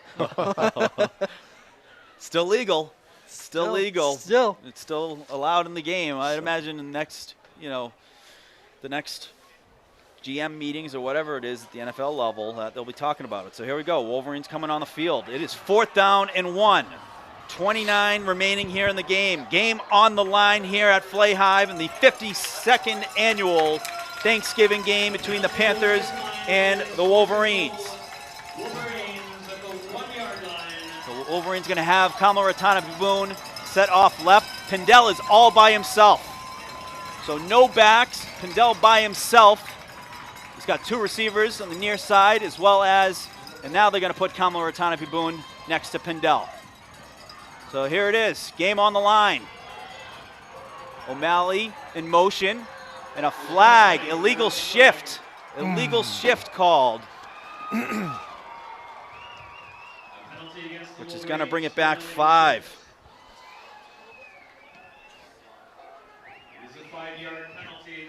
Just got to calm yourself down. Yep. Still comes down to 1 play. Moving it back 5 yards opens up some space in the end zone here for guys to run routes. But So everyone just has to be on the same page. All you need is 1 play. They've done this thousands of times. You've practiced almost every day going back to mid-August. So that penalty brings it back to the 6-yard line, which would be a 4th down and 6. We have J.R. Drayton near side, O'Malley near side. Kamala Ratana-Boone set off to the left. And Pindell takes a snap. Throwing it far side, has McDonald! Touchdown! Keelan McDonald tying the record as well! 14 reception touchdowns on the season to put the Wolverines up 2019! My goodness! Incredible. Keelan McDonald, TVL All-Star. Haven't heard much of him today on the receiving end, but that, as you made reference to, ties him for the single season touchdown reception mark in Westwood history. So incredibly dramatic and an incredible job by Keelan McDonald hauling that in. And he ties Mike Kane and Jack Fallon at the 14 touchdown mark of the season. What an incredible reception. And we have a player down on the field, so we'll just talk about that. But what, my goodness, 4th down and 5. It was a 4th down and 1. It was on the 6. Oh, it was on the 6. But what a conversion. Not an easy throw, not an easy catch, but they delivered.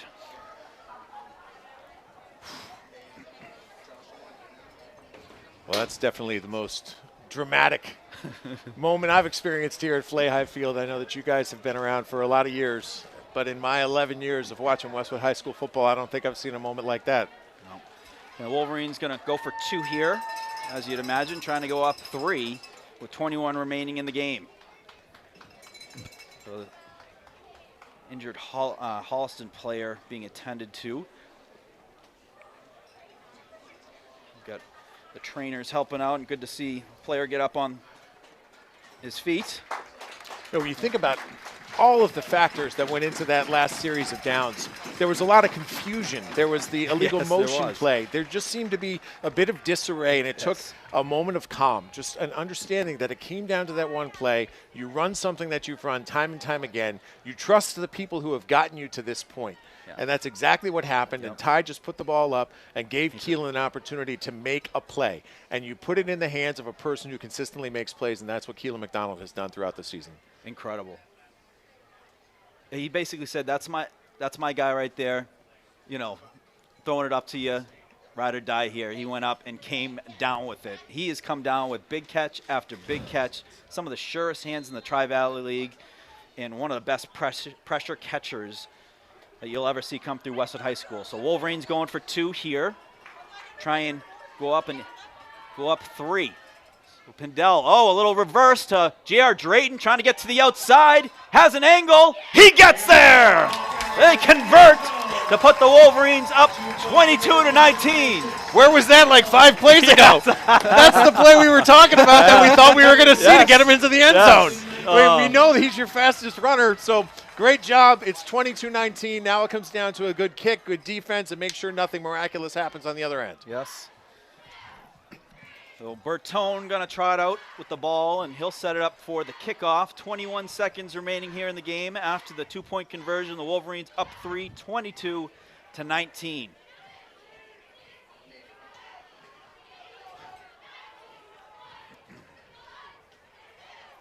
As Holliston's going to talk about some of the different things they're looking to do. It makes me think of, some of the NFL games we've seen over the years. Frank Wycheck, and, some of these plays that you look to try and do on kickoffs, but also for Wolverines, how to defend those. Yeah, but they do have some time to be able to get a return and try and make a couple plays. At this point, I kick it right down the middle of the field, much like Bertone has throughout the game. Try to get the ball down to about, the 30, 25-yard line. Give them a good 70 to 75 yards to have to move the ball with about 20 to 18 seconds on the clock. Yep. 21 on the clock right now. Bertone checking right, checking left, and he is good to go. Ball is on the ground, rolling towards the sideline, and that goes out of bounds. That gives the Panthers the ball with 21 seconds remaining on their own 40. So Panthers catch a good break there where they get some good field position to have move the ball a couple plays and have potentially a shot at the end zone. What you said too, Tom, what the Panthers can't do right now is get sacked. I think they do have some timeouts, so they'll be able to leverage that. They have 1 timeout remaining, but cannot get sacked on these plays. And they're going to redo the kick, so something happened here. They're moving it back. It looks like it might have been an illegal procedure on Westwood. Yes? No? I wasn't paying attention. I'm sorry. Yeah, so I'm surprised that if it was a penalty, they didn't defer. So Westwood will re-kick. They'll try and keep this one in bounds to get some time off the clock, but also to pin him as far back as you can. And second chance here. What you don't want to do is what just happened. Yeah. You want to keep that ball in play, knock a couple seconds off the clock. Ideally get that ball somewhere near the 30-yard line.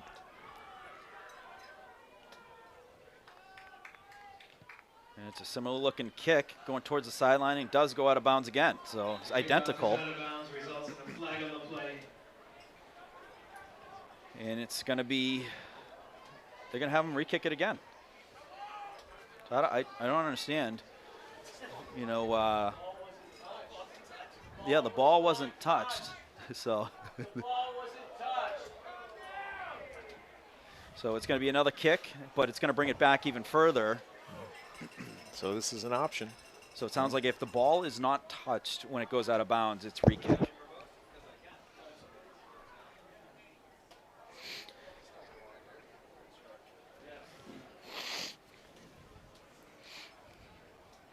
So this does help the Panthers as it continues to move the ball back for the kickoff, which helps set up their return.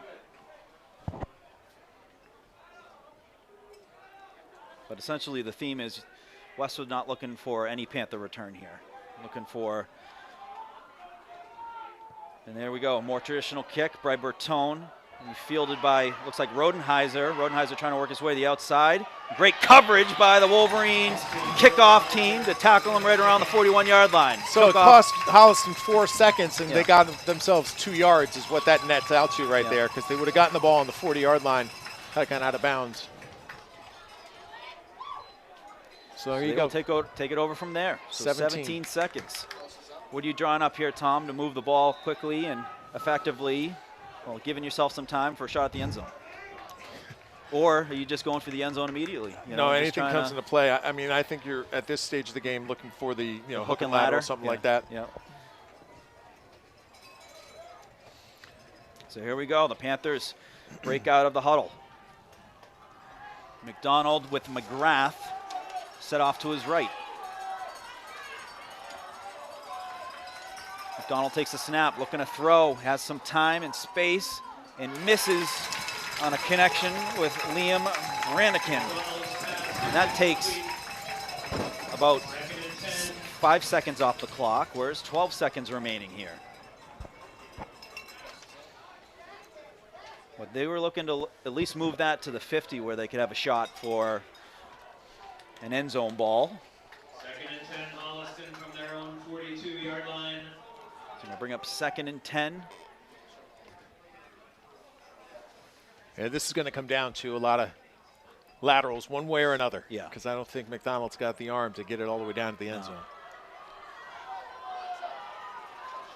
There we go again.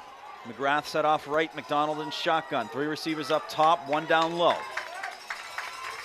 Takes the snap, rolling right. He's got McDonald chasing him down. Gets rid of it, and that's incomplete. And that takes off another 5 seconds. 7 seconds remaining here in the game. And a 3rd down upcoming.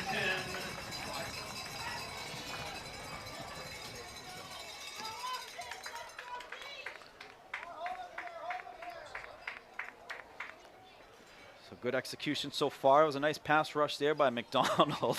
What else can he do out there? Forcing a quick throw and an incomplete pass. Jemani South was there to defend.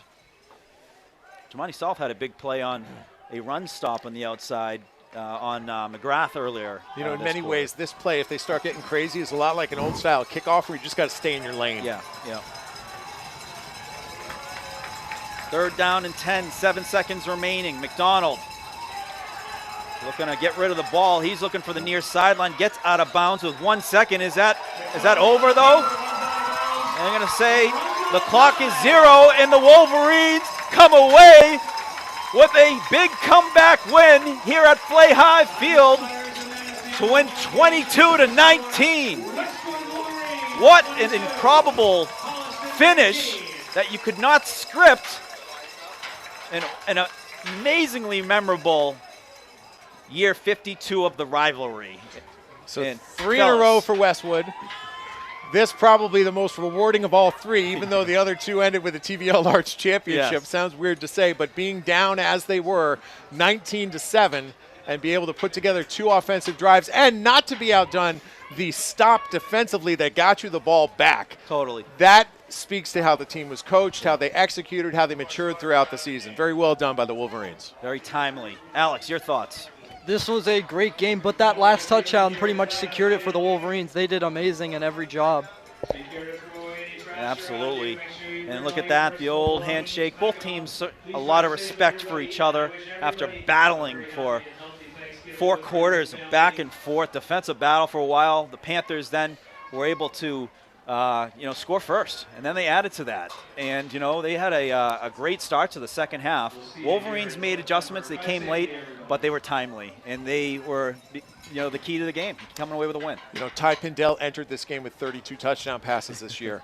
He just keeps adding to it. He finishes with 35. None that will be talked about longer or will be more historic than the game-winning touchdown pass to Keelan McDonald. That one, of course, brought Keelan to the point where he tied the mark for single-season touchdown receptions in school history. So really a remarkable game filled with memories that these kids will talk about when they're your age. Hey, yes. Well, we're talking about when I'm 50, and 60.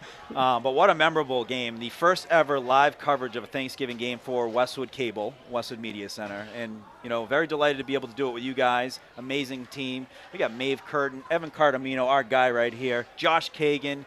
And this was unprecedented. We were so delighted to be able to bring this game. What a memorable game. The content, the pregame, everything. And, folks, we have to thank you, too, from tuning in at home and watching this and enjoying it with us. We're going to remember this for a long, long time. But that's going to do it here at Flay Hive. Wolverines with a big win, 22 to 19 as I watch on. And we are looking forward to seeing you guys all again soon in the winter season. Thank you again for tuning in. We'll see you all